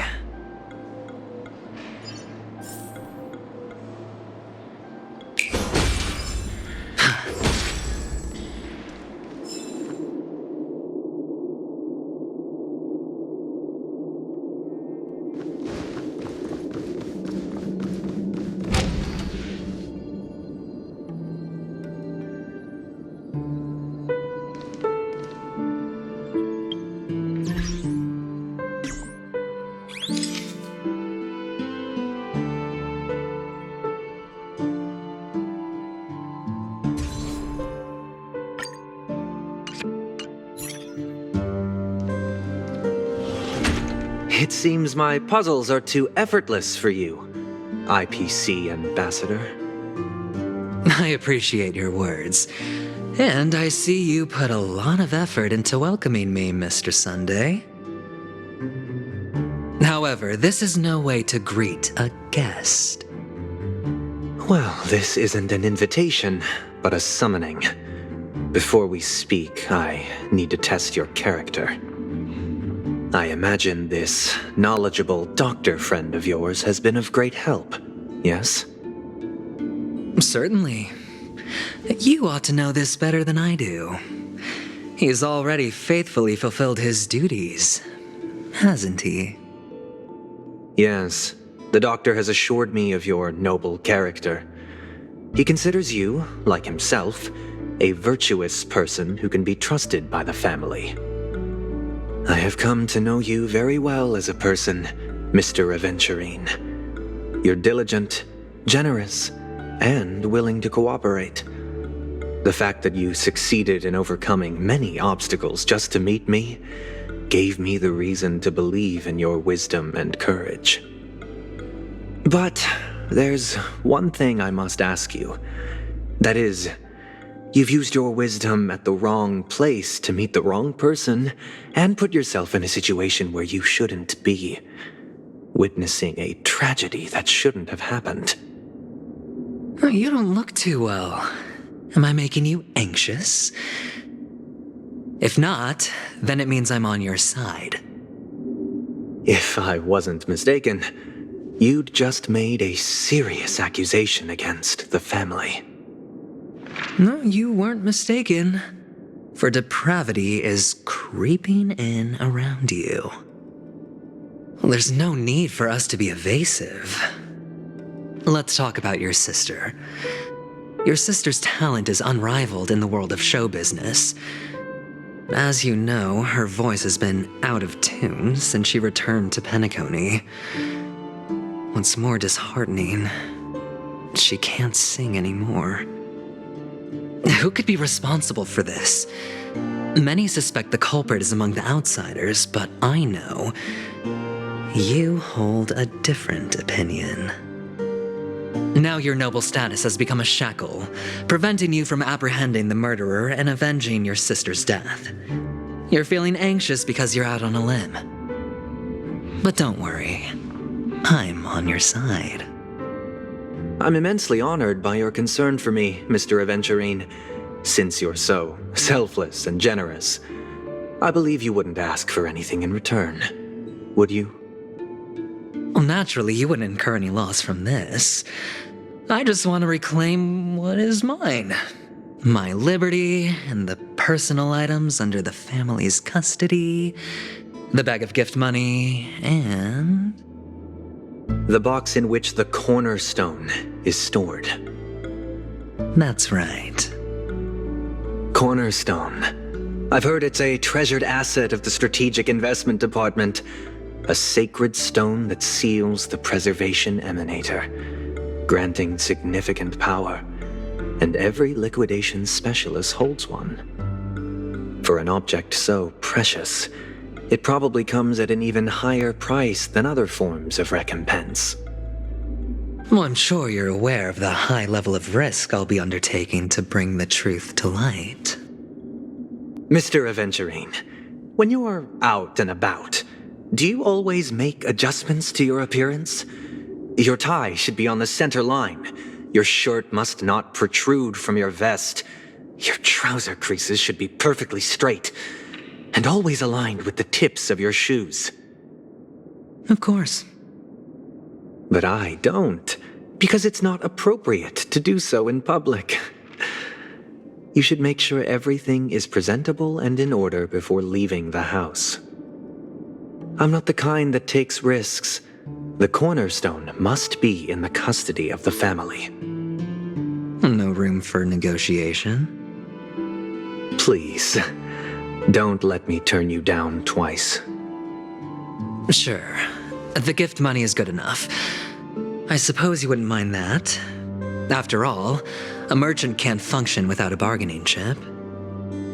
You compromised quicker than I thought. Unfortunately, it's a gambler that needs a bargaining chip, not a merchant. I can give you your gift money, but before that, I want you to tell me.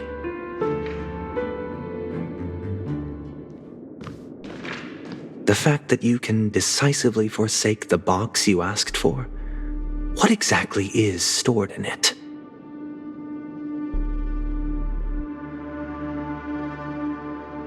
Oh, triple-faced soul, please sear his tongue and palms with a hot iron, so that he will not be able to fabricate lies and make false vows. What have you done? Under the light of the harmony, all wickedness is revealed. I implore them to shed their light, and I'll ask you questions on their behalf. Next, you have 113 seconds to prove your innocence and gain my trust. And if I refuse to answer? You can try, and we'll see if the harmony rejects you. Question: do you own a cornerstone? Yes. What a simple answer. You, too, understand that idle chatter leads only to poverty. Did you hand over the cornerstone to the family when you entered Penacony? Yes. Does the cornerstone you handed over to the family belong to you? Yes. Is your cornerstone in this room right now? Yes. Is your memory free from any kind of tampering or deletion, encompassing but not restricted to the techniques of the Garden of Recollection? Yes. Are you an Avgin from Sigonia? Yes. You even know about that? Do the Avgins have any ability to read, tamper with, or manipulate one's own or another's mind? No. Does it matter? Do you love your family more than yourself?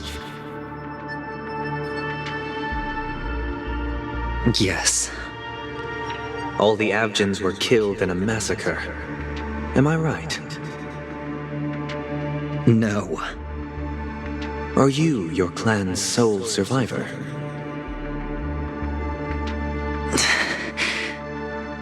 Perhaps. Do you hate and wish to destroy this world with your own hands?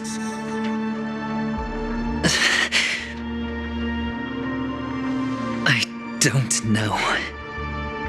Interesting. Now, the final question.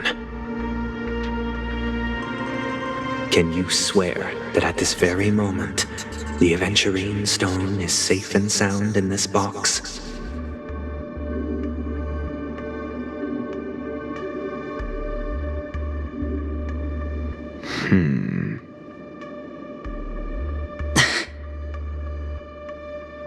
Of course.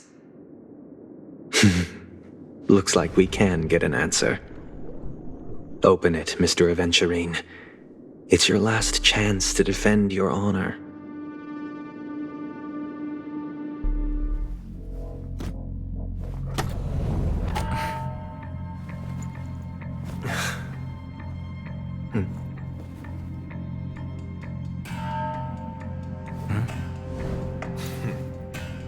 Please.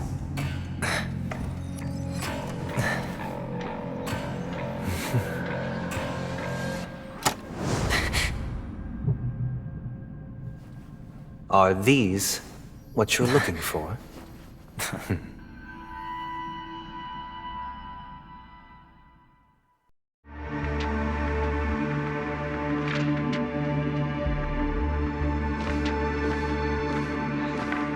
Since you came as promised, learned doctor, does this mean that you are willing to take the side of the family in this farce? What makes you think you can convince me? I've heard you haven't enjoyed Mr. Aventurine's company. I also understand that you're an avid learner who sees the pursuit of knowledge above all. In that case, you ought to realize that a competent scholar knows their position and wouldn't forsake more vital matters for the sake of petty pride. If you agree to assist the family, I'll share our research findings on the Stellaron. You must be quite aware that, besides the family, no other faction is willing to share such information.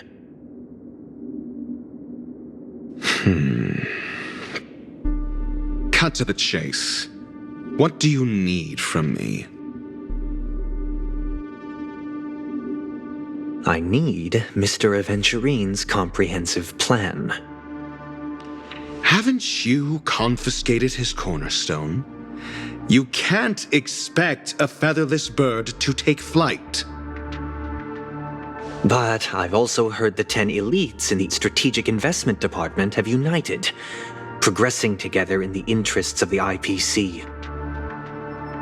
You'll have to speak more clearly than that. The cornerstone, which Mr. Aventurine surrendered. Was it really his? You question whether he would entrust you with someone else's cornerstone. The 10 Stonehearts aren't as united as you think. Cornerstones are significantly more precious to them than their very own lives. But you know that he's a crazed gambler. The more vocal he is about it, the more cautious I must be. I never imagined someone would share his way of thinking. Honestly, you should see a shrink.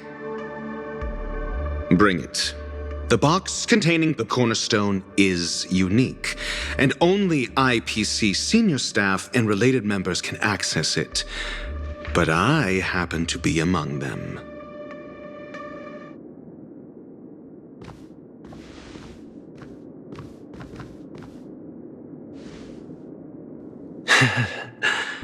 I appreciate it.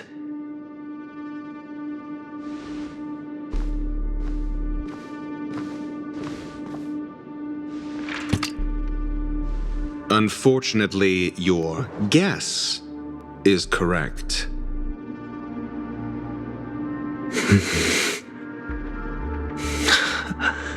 The golden stone. Its color and glow are similar to that of Klepoth's body. This is the very ruse he intends to use to fool you.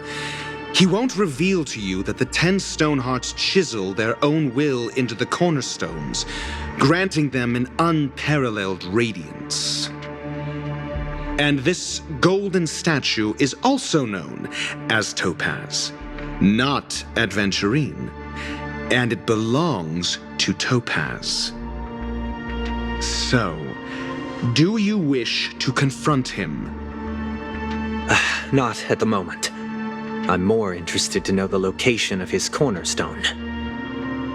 The safest place somewhere you'd never think of, because he never intended to hide it. In fact, that cornerstone has been in your hands from the very beginning.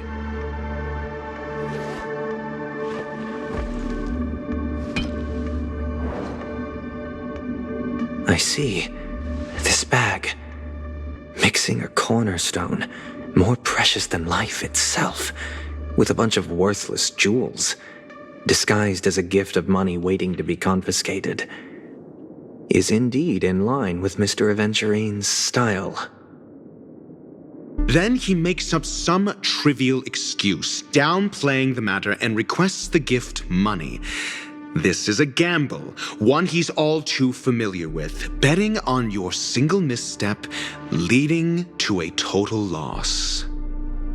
Learned doctor, I am grateful for your help. The family will surely reward a righteous person like you. As for the villain, I hope he retreats in humiliation.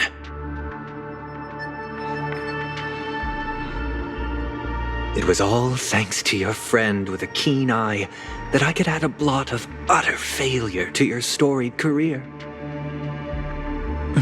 Ratio, you wretch. Finally shown your true colors, huh? Oh, and just to remind you, you currently only have 17 system hours left to live. Treasure your remaining time, and savor the delectable aftertaste of defeat. You might as well explain yourself a little more clearly. What I performed on you just now was the Harmony's consecration. You were to show allegiance beneath the illumination of their grace. Yet you acted willfully, uttering nothing but falsehoods, transforming the consecration into a trial. I genuinely see no reason to absolve you from it. Is this what the Harmony represents? Is it built upon constraint and coercion? You misunderstand, Mr. Aventurine. Punishment is meant for the irreverent, but I have seen your resilient spirit, and thus I offer you the possibility of a new beginning. Throughout these 17 system hours, you will be unable to escape the dreamscape or contact any of your companions. You only have 2 paths before you, and it all depends on whether you can complete my test within the time limit. Should you succeed, you will be able to coalesce into the Harmony and be with your family. If you fail, you will suffer the wrath of the eternal Centurion and fall into an abyss of doom. Sounds like I'm gonna end up the same either way. I indeed do need a servant to help me uncover the evil hidden in the family from an external perspective. I will purge the evil from the inside and bring the real culprits to justice within 17 system hours. When the time comes, compare your findings with mine.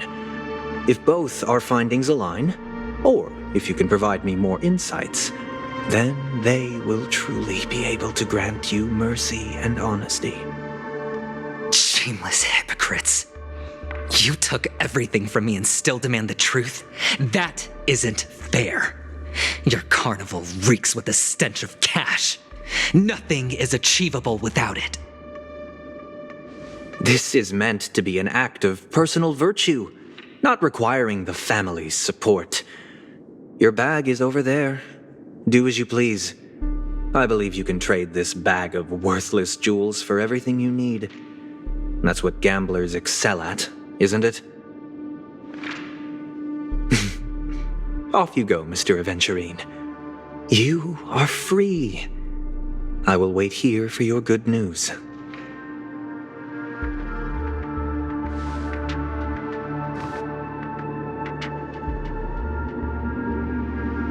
This meeting isn't an interrogation or a negotiation. It's an outright execution. Why would I do that, Mr. Aventurine? I'm just wondering what a passerby who stumbled upon a scene of a murder could have found out. That's all. By the way, before you go, I have a personal question. What is it now? Do you truly wish to bring about the destruction of this world?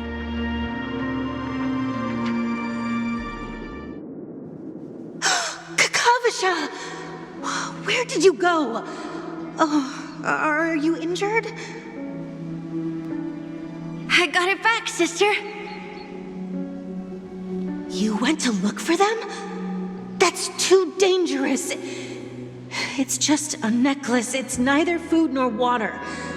We can survive without it. But I can't live without you, little brother. Promise me not to look for those catechins again, okay? Sister, don't be afraid. The catechins are fools, but I'm smart. I played a game with them, and I won. Won? What happened exactly? Tell me. I made a bet with them. The two birds in the desert and me. Who will die first? I won. They suspected me of cheating, but I didn't. I won fair and square. Of course you'd win. You've always been a lucky child. Gaiathra Triclops must be watching over you. But that's no reason to push your luck by going up against those bloodthirsty, cruel catechins. Have you forgotten how Mom and Dad...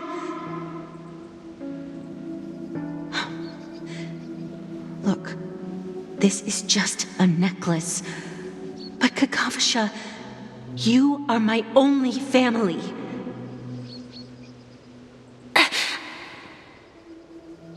I'm sorry, sister. I thought you'd be happy. Because Mom left you this necklace. There'll be no next time. It is important, but not as important as you, my dearest brother. I don't blame you, but you must remember what Mom said. Pain and poverty are the trials of Gaiathra Triclops. She has also granted us a chance, and that's your good luck, Kakavasha. Your good luck is the most precious wealth we, all Avgin, have. You're a child blessed by Gaiathra Triclops and can lead the clan to happiness. So always remember to protect yourself and never resent the pain and poverty you're going through, all right?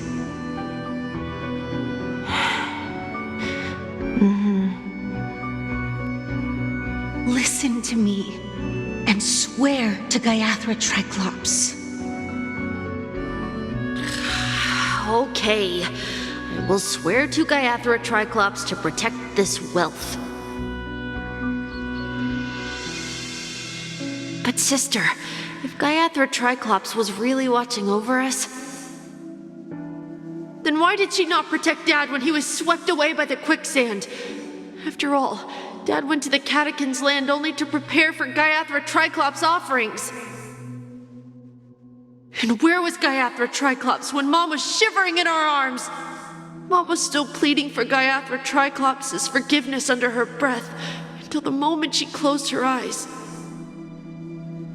Sister, everyone praises me for being smart, but I don't get it. If every rain pour was Gaiathra Triclops' forgiveness and grace, then how bad were our sins? So much so that we were born in this world of death?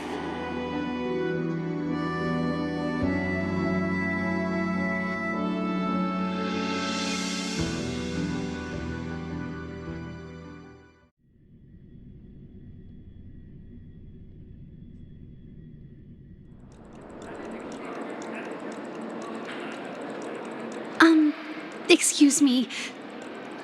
I can't seem to find any information on this artist in the Iris family archives. The photo you provided also doesn't show any matches. Just as I thought.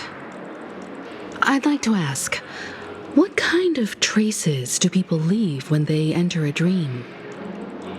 Are you referring to the records when you enter the dream pool?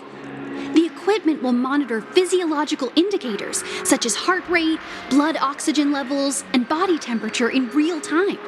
This data will be included in statistics and handed over to the family for the screening of any data anomalies. Immediate action will be taken once any illegal behavior is detected.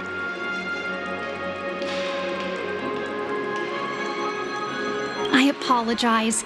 The hotel does not have access. This information is managed by the Bloodhound family. We can only gain access if there's a problem. Looks like nothing can be found here. At least we know who to look for next. We can ask the Bloodhound family for information.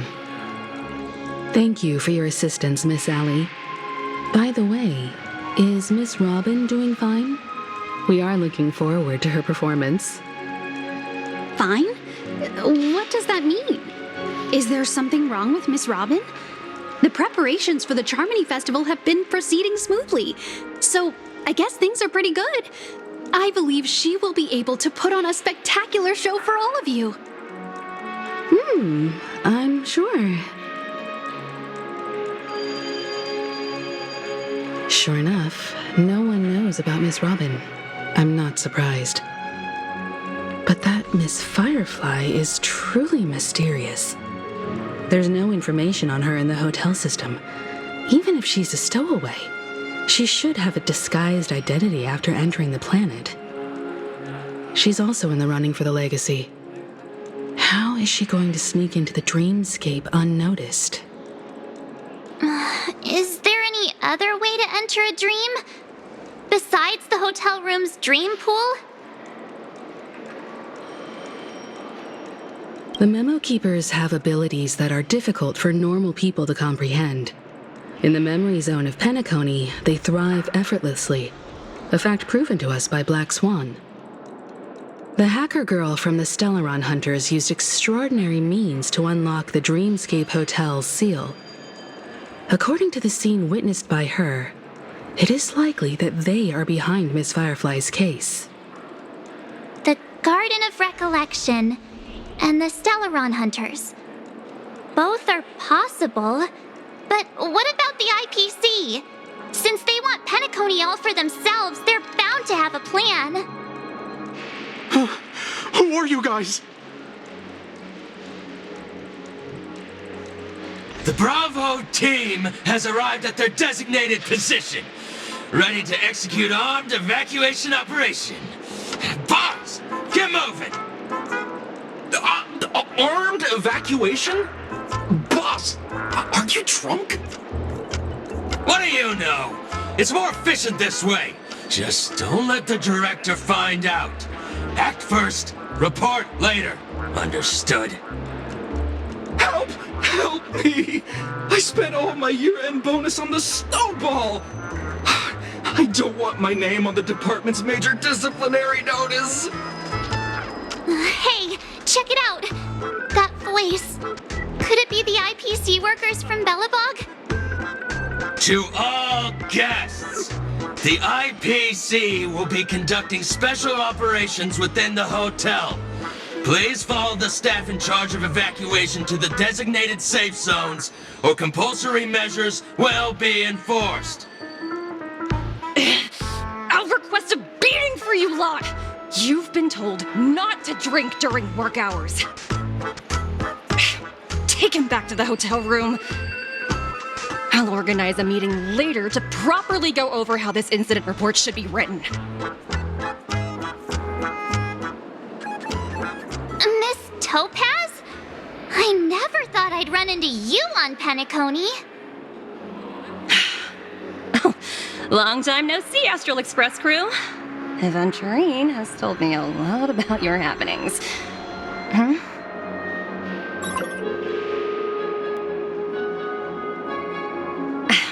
It's fine. Do as they ask and try to avoid any conflicts with the family. Report to me before taking any action. Yes, all right.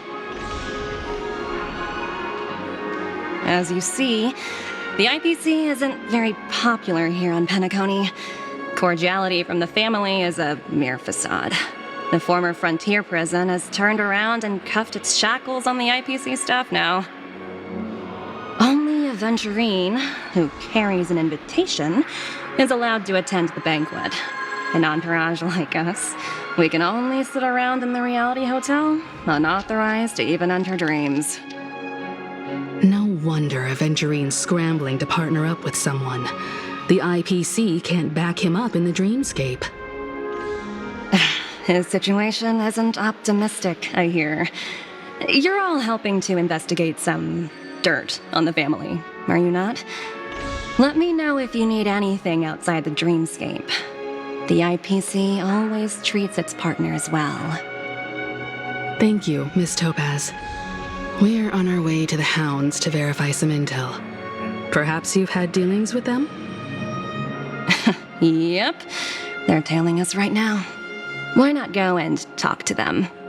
It'll take the spotlight off me. Being constantly stared at is really uncomfortable.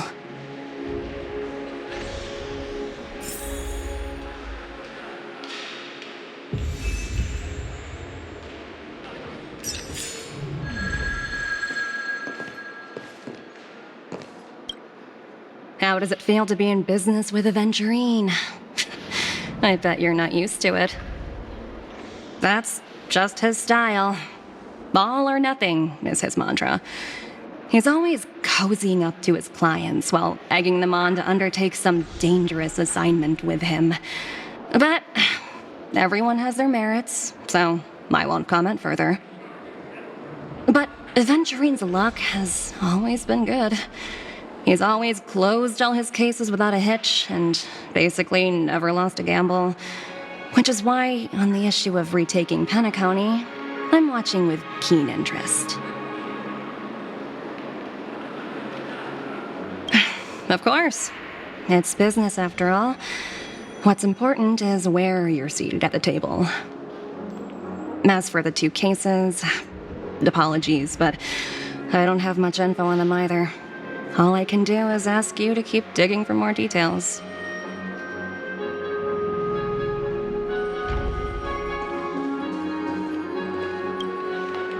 We're carrying out our captain's orders. What do you want? We made a mistake last time, and we're working hard to rectify it now. We don't have time for anything else. Surveilling the IPC executive Topaz, ensuring that she stays put at the Reverie Hotel during her time on Penacony. We've got the right one this time. So that's it. They were the pair who were after Firefly at the time.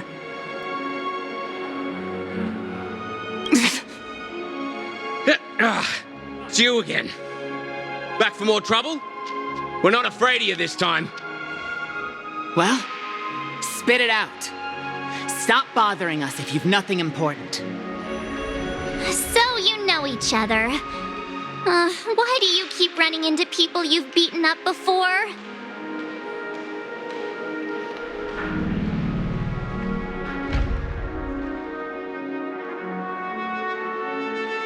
That's right.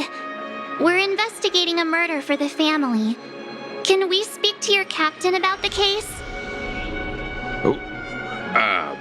Well, The security officer instructed everyone to shut their traps before he returned from Dream's Edge. What murder? You'd better stop spouting nonsense.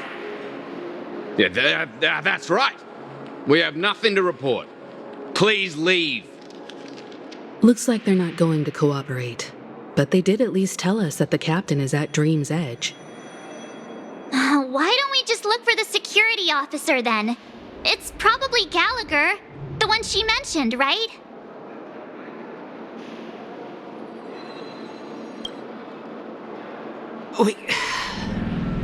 We have nothing to report. Please, leave.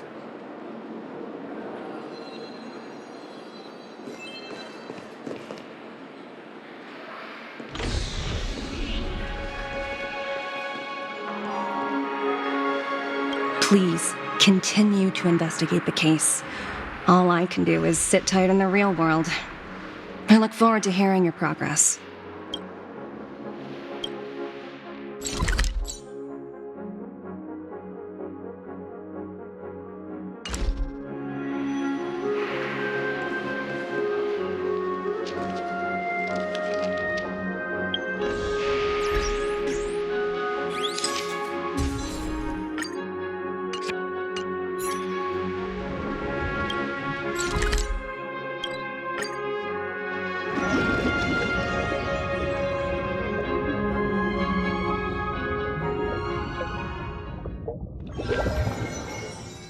Such tight security. I bet they're stumped by the case as well. Gallagher. Gallagher. Where could he be? Constructing dreams is something sacred, reflective. Just as I thought, Miss Clark.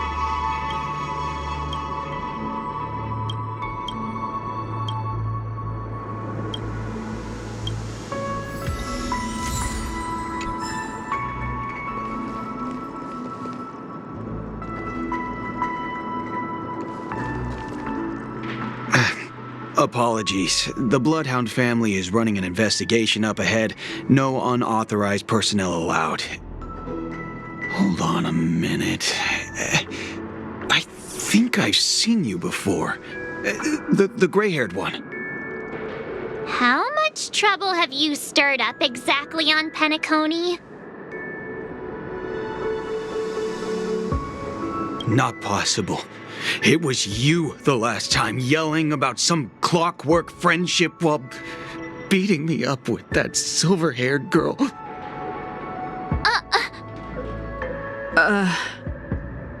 I'm not letting you get by this time.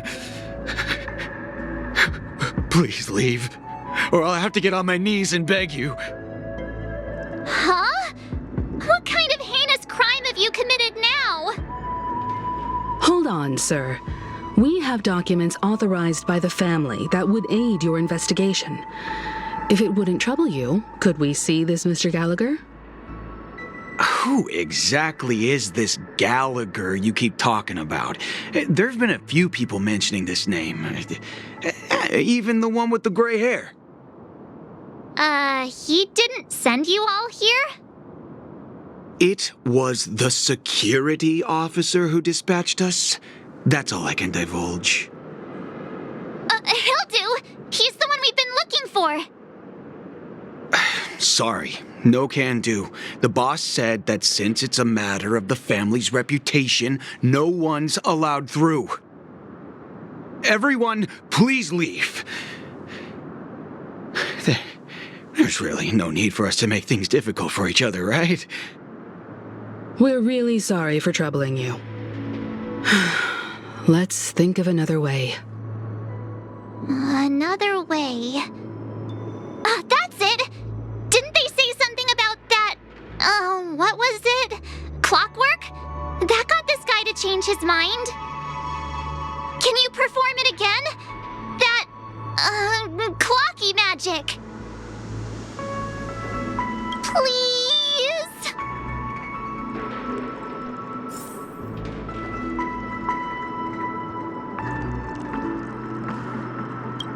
Sorry, no can do. The boss said that since it's a matter of the family's reputation, no one's allowed through. Everyone, please leave.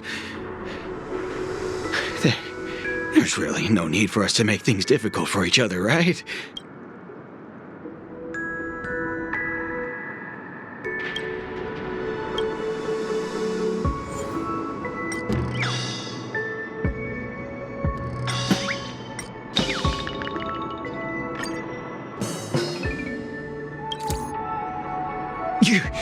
You lot insist on doing this.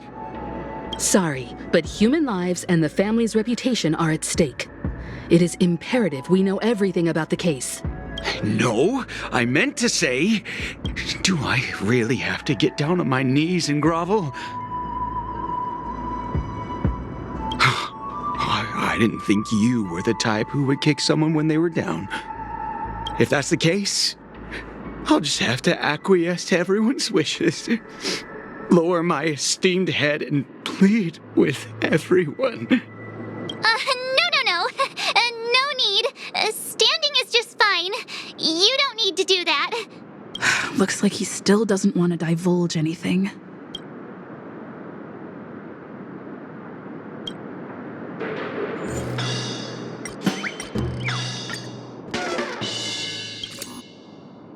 You punk! Why can't you understand the words that are coming out of my mouth? The security officer's word is absolute law. I've told you that place up ahead is off limits. To wind, to rain, even if the Dream Master was here, they aren't getting in. That's just a metaphor. A metaphor. Don't you get it?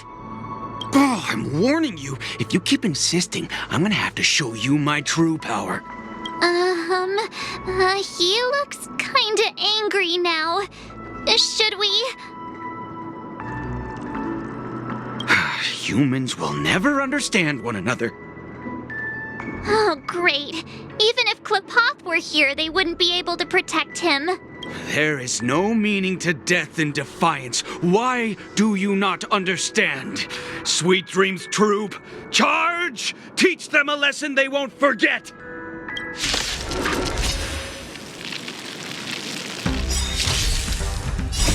Lance, forward!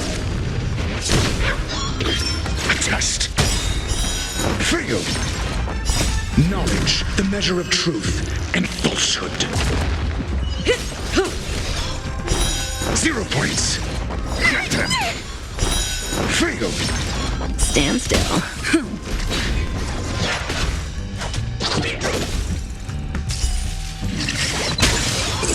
Answer me. Time to say bye. Boom. Get them.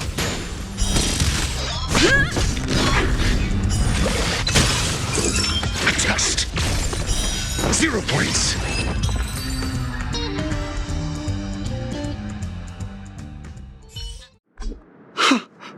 Am I destined to relive this outcome? Looks like you and I have been plunged into a cycle of despair. What's he talking about? However, this time, I will sever the chains of tragedy. The only way any of you will pass is over my dead body. He doesn't have to be so melodramatic, does he? Looks like he still doesn't want to divulge anything.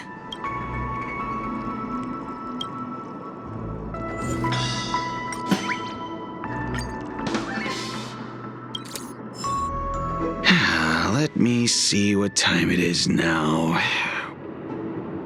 Whoa! It's this time already! What? Time to clock out! And no one's gonna stop me.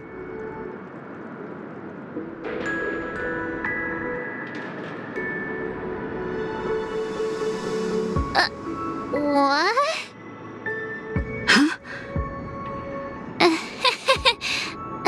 This clockwork trick of yours, it's kinda dangerous. At least he won't be getting in our way again.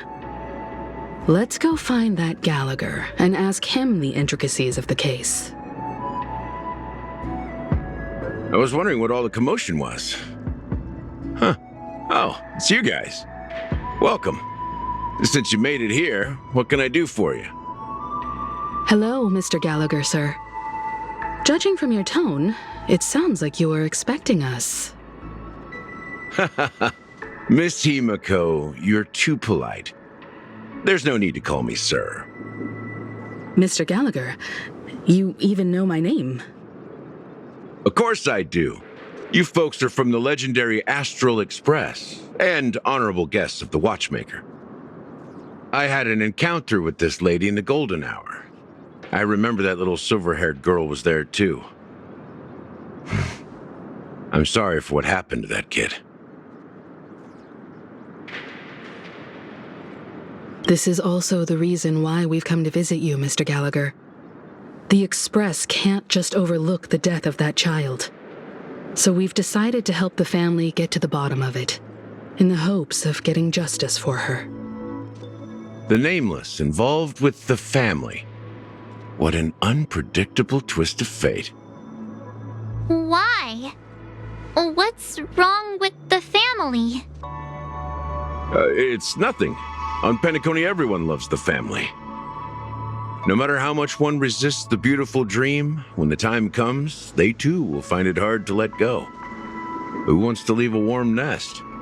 Just idiots, little kids, and inebriated fools. Mr. Gallagher seems to be getting at something. You got it wrong. I'm not. You want to discuss the case? Sure, come with me. This is not a good place to talk. Let's go elsewhere.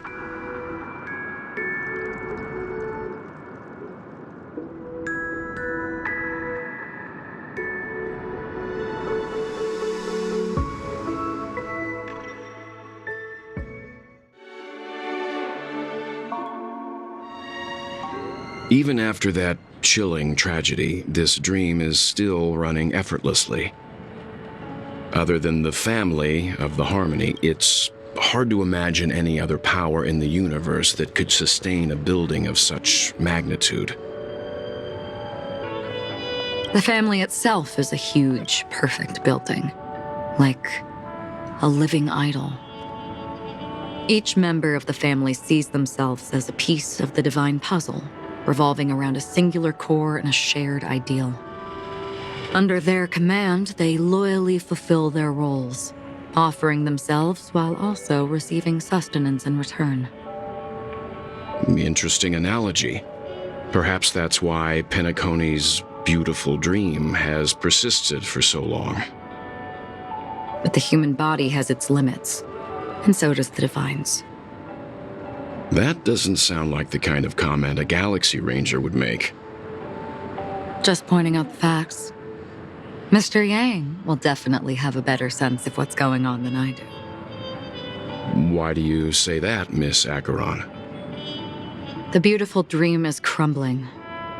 But not because of a particular eon, a particular faction, or a particular visitor. Its collapse stems from a certain inevitability of human nature. The family refuses to acknowledge this, and it has ultimately backfired and become a catalyst. As people immerse their souls in the dreamscape, where consequences and pain cease to exist, and only ease and pleasure prevail, they draw closer and closer to necrosis. Regardless of the perceived bliss, death looms as the inevitable conclusion. Also, this necrosis will diffuse and spread. One piece of the puzzle's mutation will eventually cause the entire building to shake, break, and crumble. In the end, the dreams that people built in the name of freedom became the cage that imprisoned them. I'm sure you've gained a lot from this trip, Miss Acheron. Are you willing to share your findings with me? Of course. That's if I remember.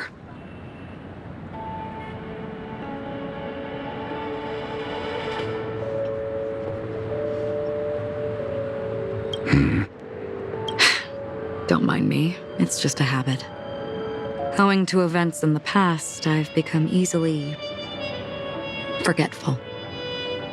It's only when this sword is unsheathed that those hazy memories start to become clearer. Take your time. That should do it. I vividly remember everything that occurred on Penacony. Ask away.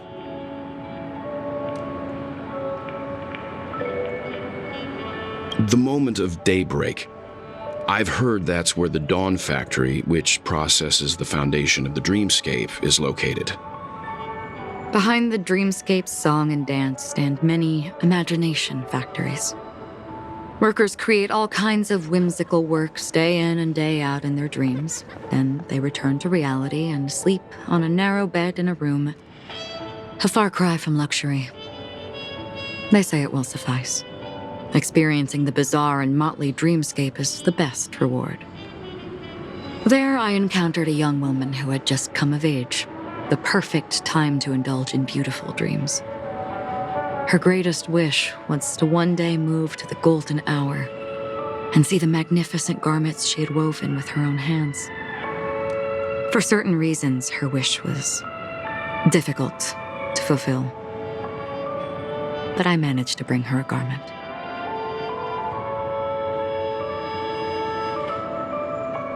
Gilded Hour. It's said to be Penacony's currency center. Yes. It is a fortress-like financial city, the economic heart of the dreamscape.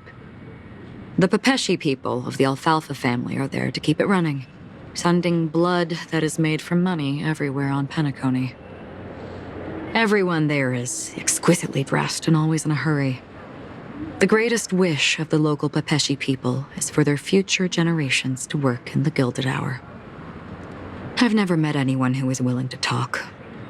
I could only stand at the crossroads, watching crowds of people hurrying like the wind through the jungle of steel, only to deposit the alfalfa credits that they'd earned into the bank's vault. I don't know if they would open the vault door, but before I left, I witnessed a well-dressed Pepeshi person plummet from the sky, while those around him continued on their way, unfazed. I hear the Blue Hour is very romantic. Do you have any tales to share? Perhaps Mr. Yang has heard. There is a large boat called the Eventide, anchored along the Sea of Dreams, where soft music and dancing persist endlessly every night. I ran into a wizened lady there. She was at the dock, waiting for her long-departed lover to return, waiting for countless hours within time that stood still. In the humid sea breeze, she spoke of her own youth. Like many who desired wealth and love, they came to Penacony to pursue their dreams. Alas, her lover's consciousness was lost in the dark depths of the Sea of Dreams. Finally, she suggested we continue our conversation on a boat in the shallows. I agreed and boarded the boat with her. But she never said anything. Her eyes absent-mindedly gazing at the horizon for what seemed like forever. Finally, we retreated to the beach.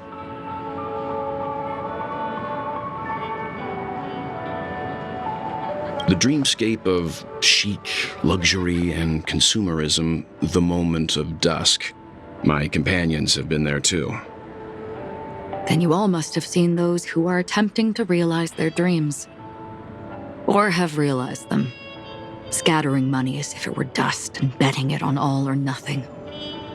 Everything has a price, and everything can be bought or sold. Even dreams themselves. I saw an Intellitron there, who was preparing to auction himself. When someone wins a bid under stipulated periods and rules, he would do the buyer's every bidding, becoming that person's very possession. That Intellitron had been auctioned off 12 times, and I participated in his 13th. That was the grandest banquet I had ever attended. But never again did anyone cast another glance at him. This time around, there were no successful bids for him. This is what I've seen and heard along the way.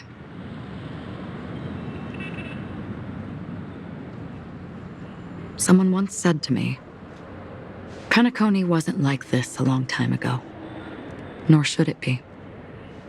I've traveled through the reality and dreamscape of the planet of festivities, watched the tides of night rise and fall when time stopped for people, where the spirits of the rich and impoverished remain forever fixed on their own scales. This is why I think the collapse of the beautiful dream is inevitable. There might be a way to change everything. Perhaps. But if this is indeed the world that people desire, if this is precisely why life chooses to slumber, should we still seek to change it?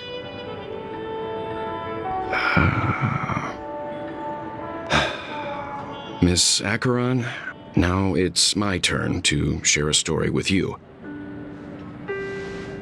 There was a man from my homeland who, at a time when the world was grappling with deep, unhealable pain, made a choice. He wove together the dreams of everyone in the world, linking people's dreamscapes, and shouldered this burden himself. From this, he created a giant, a spiritual Adam. And since that moment, the giant stood between heaven and earth, becoming the pillar of the world's existence. As a price, those who found it hard to move forward, who could not advance, forever lost their future. They slumbered in a dream, devoid of disaster and pain, living out their days peacefully in the man's created utopia. And it is because of the wishes of those people who wished not to awaken that this spiritual Adam became unbreakable. And yet, you stand here right now, which also means that man failed. Because people must always move towards the future. Even if human weaknesses make them pause when they truly cannot move forward, humanity will eventually seek a way to save itself. And that man, he was never a failure. Like everyone in that world, he etched the possibilities of human nature into his heart.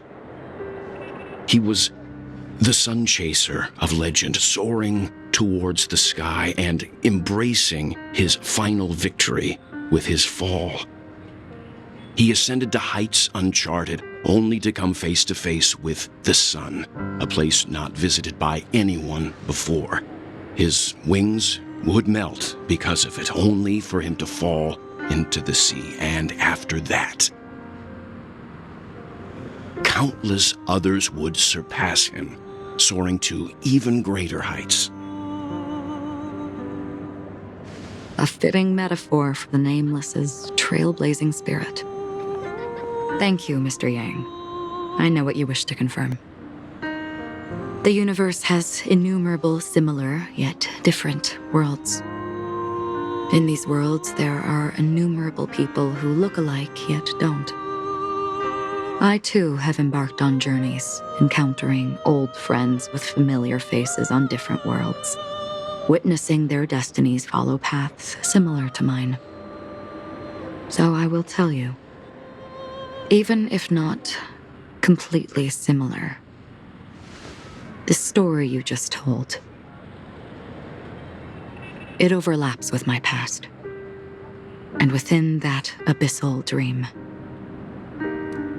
I ended that man's life. Alone.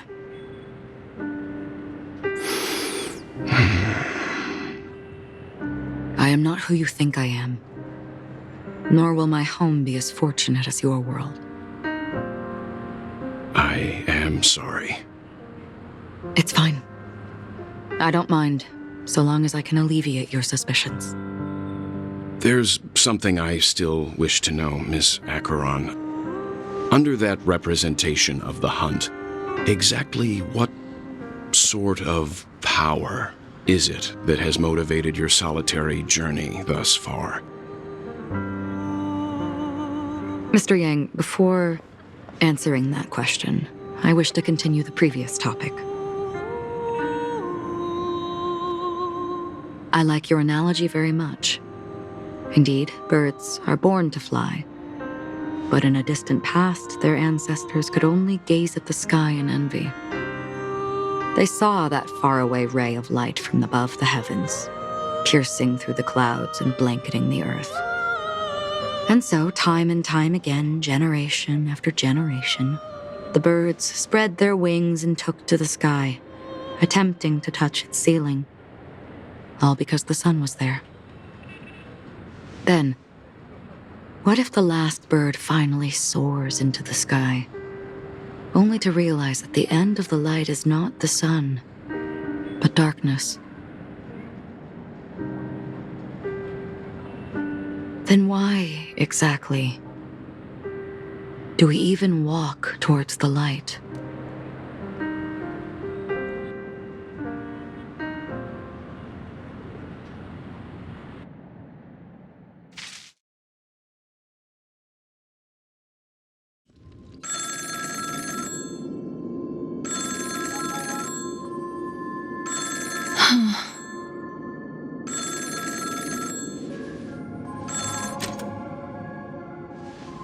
Long time no see. Having fun on Penacony? Acheron? This voice, it's not Constance. Could it be her companion? Though I don't know exactly what you are, or what you're up to, my bullets will find you. Until then, you best find a casket store on Penacony and ask the owner to reserve a good quality casket for you, imposter. Imposter? I see. She gave my whereabouts to someone who's tracking Acheron too. Who are you? Huh?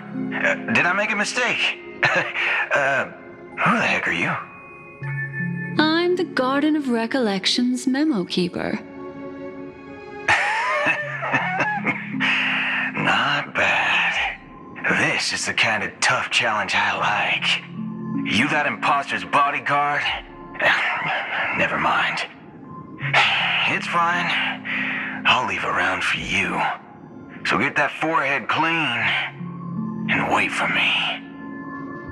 I don't know what you're talking about, but you know Acheron, the Galaxy Ranger, yes? I have something to ask you. Are you asking me to write your will? Sure. Go ahead. Not quite.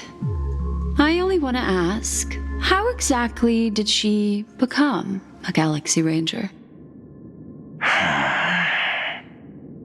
She's clearly not a path strider of the hunt, but you are, aren't you? Tell me, what's Acheron's deal? Sure. Heck, never thought I'd come across an ally. What a stroke of luck. Well, I'll be on Penacony soon.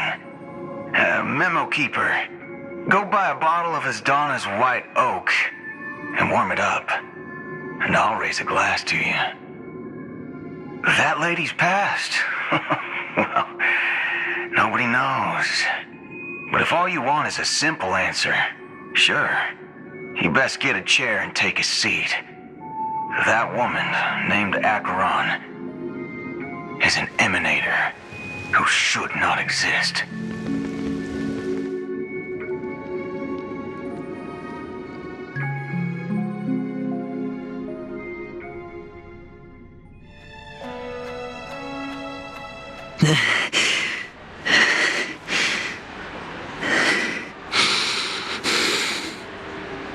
You look pale. Or is that also part of your act? I didn't think you'd have the nerve to show yourself. I thought this was exactly what you wanted. After all, I faithfully fulfilled my duties as you instructed. Just tell me if you can't hold on any longer. So, the genius of the Council of Mundanites wants to be my Undertaker now. My, what an honor. Yes, and I'm pretty sure the people at the Strategic Investment Department would love to be notified of your death in due time. But let's not forget, you won't be seeing them, because I'm the manager of this task. Great. Then tell your people that Aventurine is ready to go in 17 system hours. Oh, you've got a lot of nerve. How exactly do you plan on completing your task while your hands are tied by the Harmony? My conversation with Sunday convinced me that there's a traitor in the family, and that they hold the secrets of Penacony. So, I took the opportunity to set everything in motion. I even managed to recover the gift money. Things haven't gone this smoothly since I walked through the doors of the Reverie. Now I'm only one step away from victory. Let's just wait and see. Sounds like a very elaborate way of saying that you failed. That's all I can say. Have you forgotten, Doctor? You betrayed me. Go. Do what you must. I look forward to the sight of the IPC fleet surrounding Penacony. You've achieved what you desired, haven't you? That's true, but what's your plan? Did you conceal an orbital support beacon in that gift money bag? Well, who knows? Maybe that's why I'm handing out cash even when I'm about to bite the dust. You are indeed a gambler. An insane one at that. Well, maybe I am. Who knows? Fine. Here, take this. Open it when you're on your last legs. You'll thank me. What's this? Medical advice?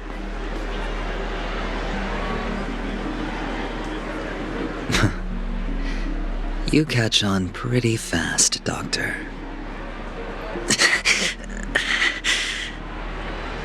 Asking me to solve a case without giving a single clue. How typical of you, you wing-headed scoundrel.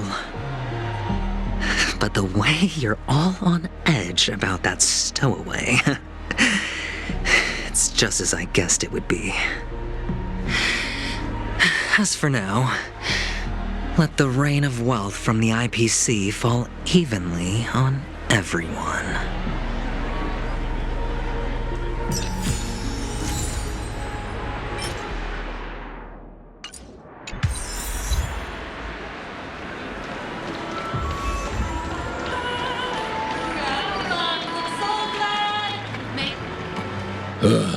The world has truly lost its way.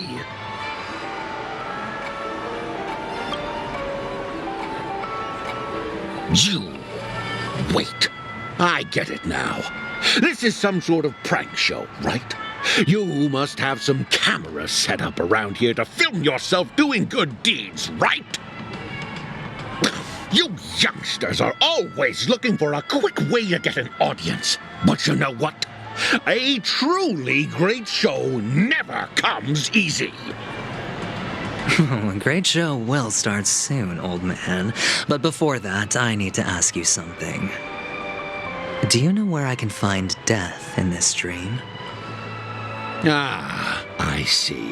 Another fearless youngster looking for death, huh?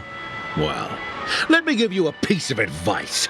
Don't think you're the first one who's ever thought of that idea. Death? Not even remotely innovative.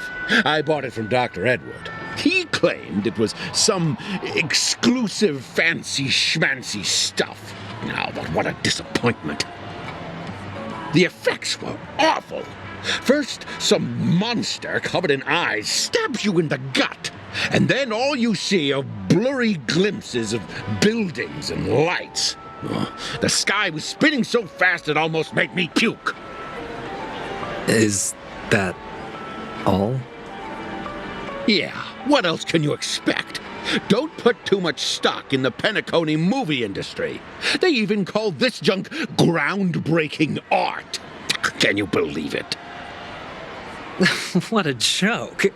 Well, I'll leave you be then. I hope you have a wonderful day. A monster covered in eyes. That sounds like the Memory Zone meme. But buildings and lights... I don't think those have anything to do with death. Well, that whole dream bubble was probably created using rumors and gossip.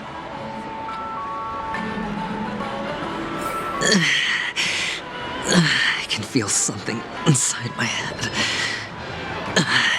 Is the harmony starting to kick in?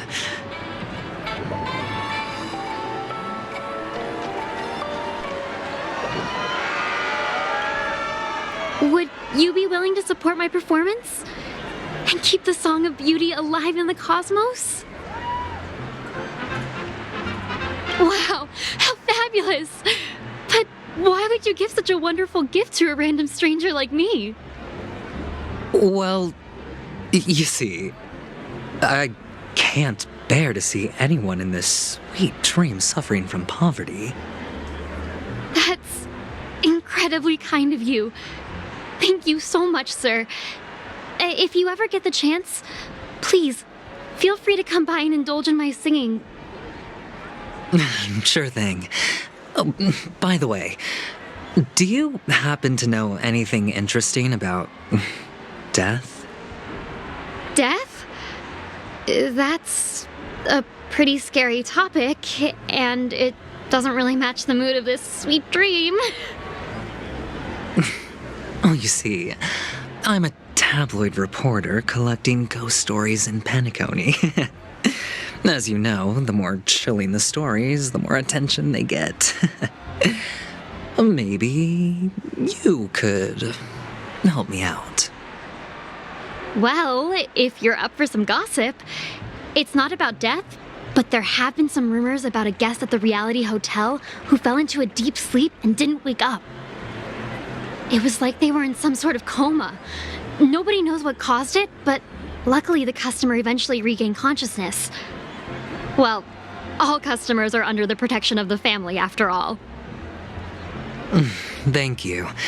This will make for a very juicy headline. May Shibe protect us. Unexplained coma. That's actually what happens to your body if your brain dies in a dream. But unfortunately, the customer ended up waking up in the end.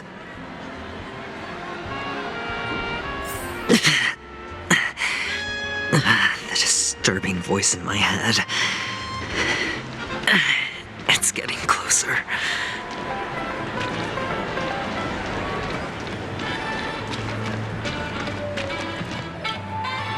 A sip of liquor.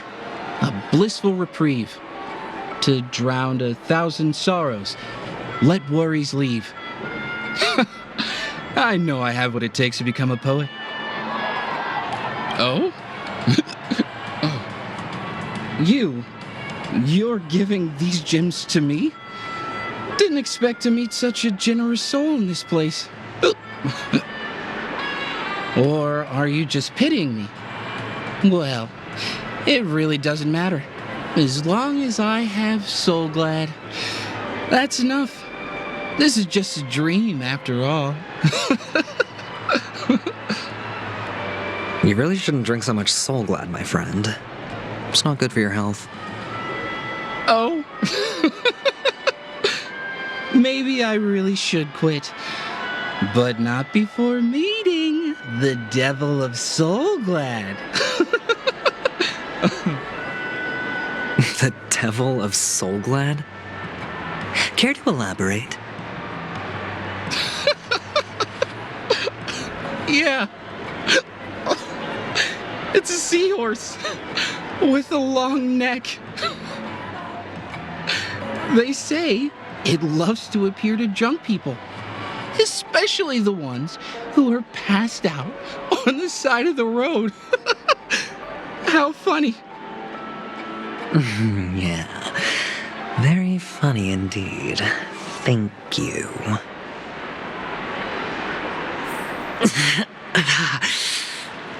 Does everyone have to go through so much torment before joining the family?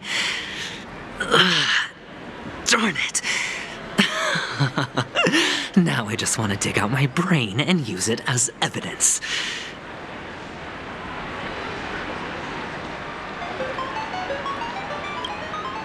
Take care, my friend. If you ever find yourself in danger, remember that the hounds are always ready to help.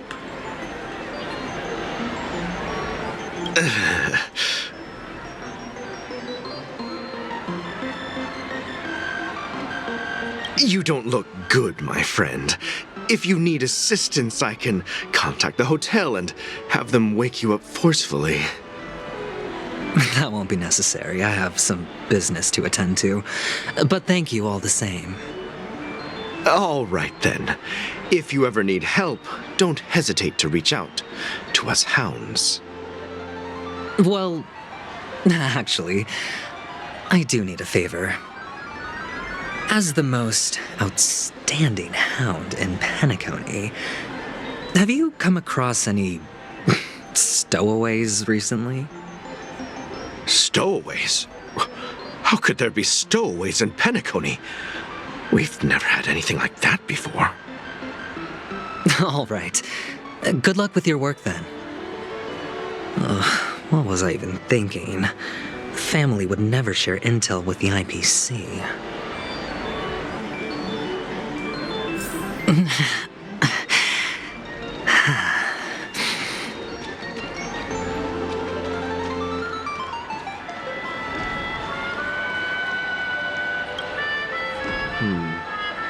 Were you wanting to talk to me? Sorry, I thought you were checking out something behind me. Is this a gift for me? Are you sure this isn't some kind of mistake? Yes, it's for you. Just take it. Is this for real?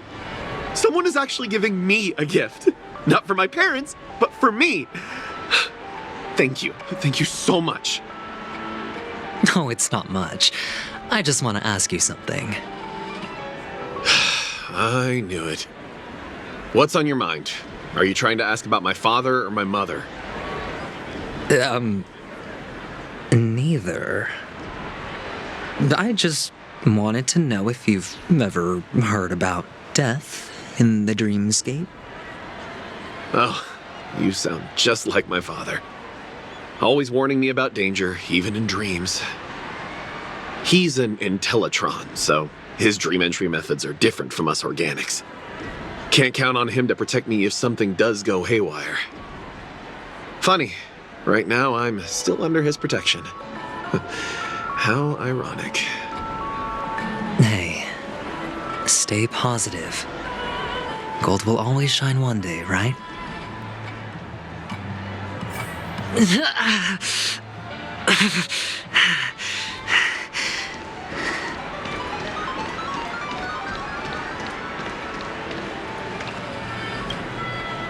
You want to talk to me? Sure, but nothing too sensitive, okay? Huh. Wealthy people have fancy ways to enjoy this dream.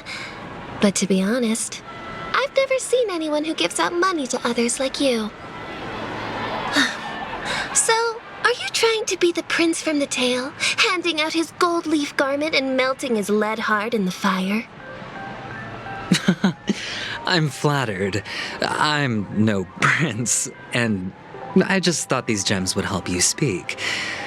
So, as an investigative reporter, maybe you've heard something about death? Another curious soul. I see. Well, That was actually the topic I was most into when I entered the industry. But my boss shut it down. How did your boss talk you out of it? Well, she simply said, covering baseless urban legends like that would make us look like some third-rate tabloid. I thought about it, and she had a point. Reporting on stuff like blowing out birthday candles and getting spooked by nightmare ghosts isn't exactly professional material. Guess she's got a point. Thank you for sharing. The Devil of Soulglad, Dangers in the Dream, and Nightmare Ghosts.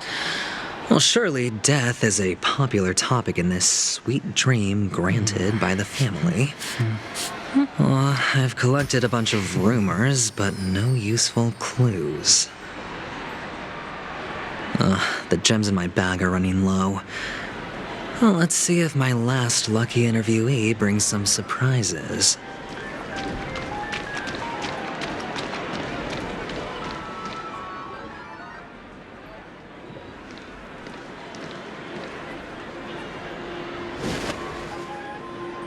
Remember what I said.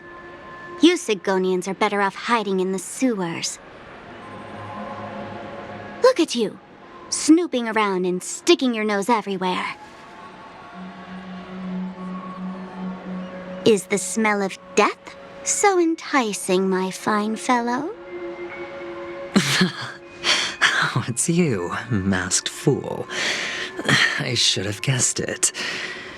You're the imposter who appeared on TV after Robin's death, right? I heard you got caught by the family. I gave you a clear clue. Befriend a mute. Simple and straightforward, you know? And what did you do? You messed it up and ended up as their prisoner. I told you to make friends with a mute, not become one yourself. You really let me down. What do you mean? You know better than I do. Who watched the little songbird that couldn't sing perish right before their eyes? You did, Blondie. No, I mean... What did you mean by becoming one myself? Well, it means you'll soon end up like her, unable to speak ever again.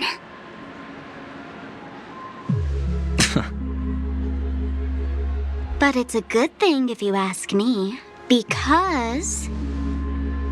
Because I'm getting closer to the truth, right? Oh? Why else do you think I'm handing out cheap trinkets all over the streets, fool? All part of the act.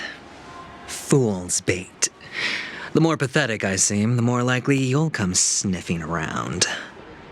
So, now that I've drawn you out, will you reward me with an answer for my efforts? Why should I help you? Don't you want to see Penacony descend into... chaos? Well, I can make that happen. I just need an answer to one question. Back then, when you asked me to find a mute, did you really mean Robin?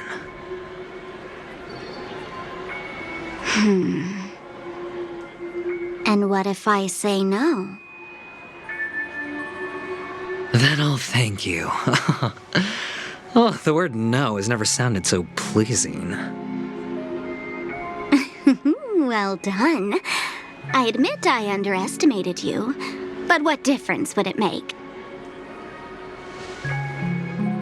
Let me tell you something. There were 2 mutes, but one is dead now, and the other, though he's still in Penacony, I'm afraid you'll never find him again.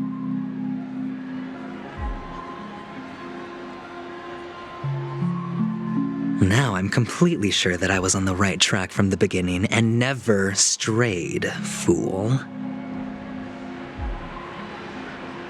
Right now, there are only 2 things missing from my grasp: the meaning behind the truth and the means to expose it. How impressive. That's quite a fancy way of saying I haven't learned anything so far. Not exactly. I've gathered enough clues to prove its existence, and that's enough for me. As for the answers to my questions, I'll find them within 16 system hours. Oh, really? Only 16 system hours? Well, let me lend you a hand. Here you go. This is my precious, mutually assured distraction button, and I have one just like it. When either of us presses it, the other and the whole of Penacony will go up in smoke. If you're really so desperate for the IPC to take over Penacony, blowing up the chessboard isn't a bad idea. Start from scratch. That's where the IPC excels, right?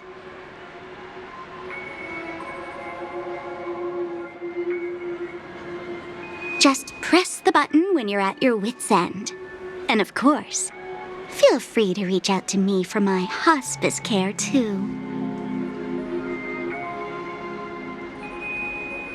Oh, a deadly button, huh? Well, I guess the family didn't take your threat seriously at all. Otherwise, how on earth did you manage to bring it in here? I have my own ways. That's all you need to know. Well, I'm afraid I'll have to decline your offer. Who knows if your little gadget will actually work. By the way, I have no plans to search for the other mute friend you speak of, but it's good to hear that he's still here in Penacony. I'll handle the rest myself. I'll orchestrate a grand finale for the downfall of the family. And at the climax, the walls will crumble, people will wake up, and those who couldn't speak will find their voices again. When that time comes, go ahead. Press the button, light up the sky with a magnificent fireworks display for me. Catch you later, fool. You're still talking big, but sure, if that happens, I'll stay true to my word. Just don't let me down now, okay?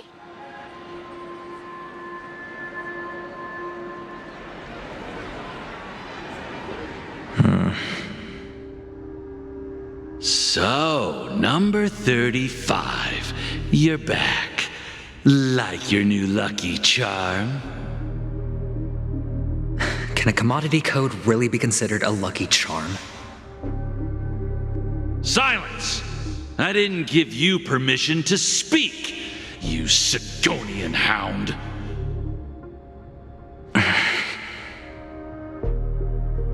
The guys in black didn't say much, so I've no idea what you did to save your skin in that massacre back in the day. But I figured you must have had good luck, so I bought you. From now on, you and your good luck are my assets. Are we clear? Your first task is simple. In addition to you, I've purchased 34 other slaves. Go and play a game with them. You came out alive after 2 days. It proves that you are the real deal. You're insane. Testing out if you're a good product. Aren't you worried that the money you spent on me will go to waste? I've got stacks on stacks, Blondie. The slave market is never short of self-righteous brats like you. But you look good, and that's why many customers are betting their fortunes on a scrawny brat like you. So go along now and don't let your master down.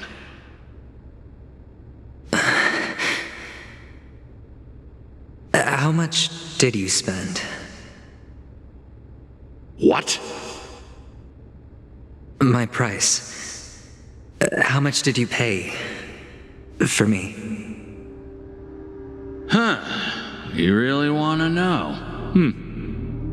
Well, it was 60 tanba. No more, no less. I'll take my chances.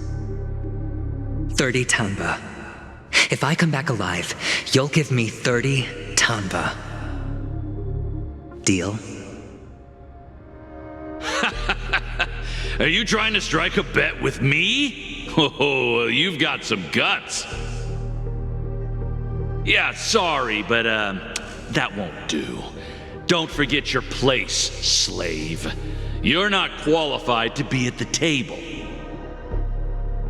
You're just a chip, a life thrown away in someone else's hands. Either you come back with more chips for your master, or you never come back. It's all or nothing. Don't embarrass me, my lucky hound.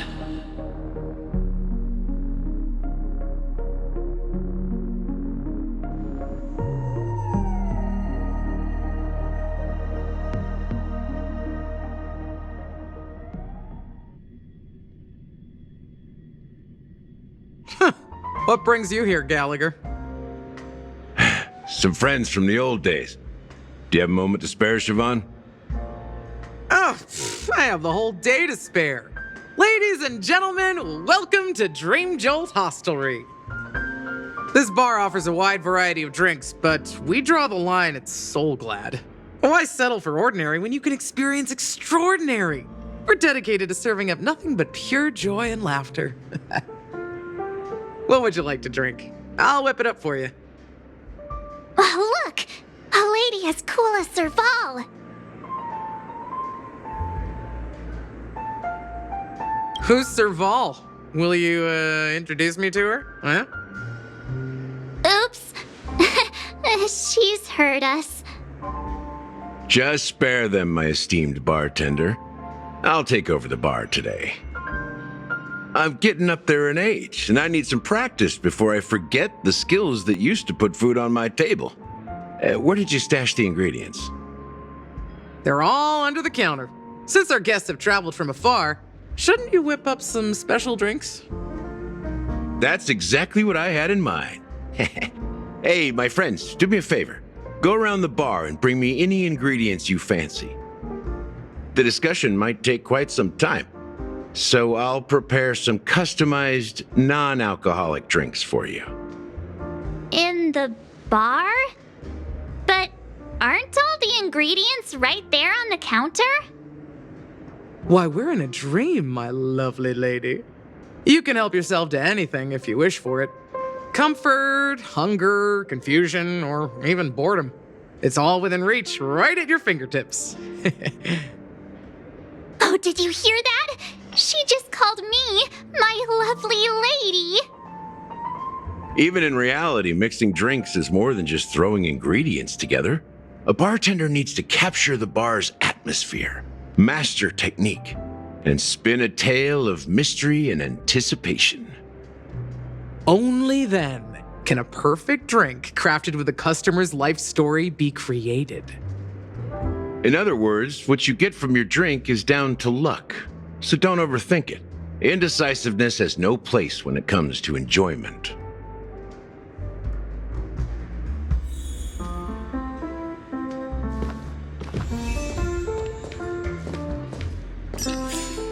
And let me tell you, don't underestimate the bartenders of Penacony, especially not Gallagher. This guy is pure magic. He can satisfy even the pickiest of customers. Don't go easy on this old man. Give him a real challenge.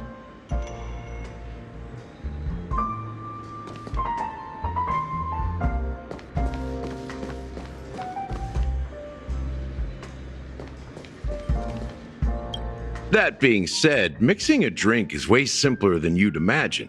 Just pick your favorite ingredients, toss them in a glass, mix it up, and it's done. So go ahead, explore the bar, and bring me any ingredients you prefer.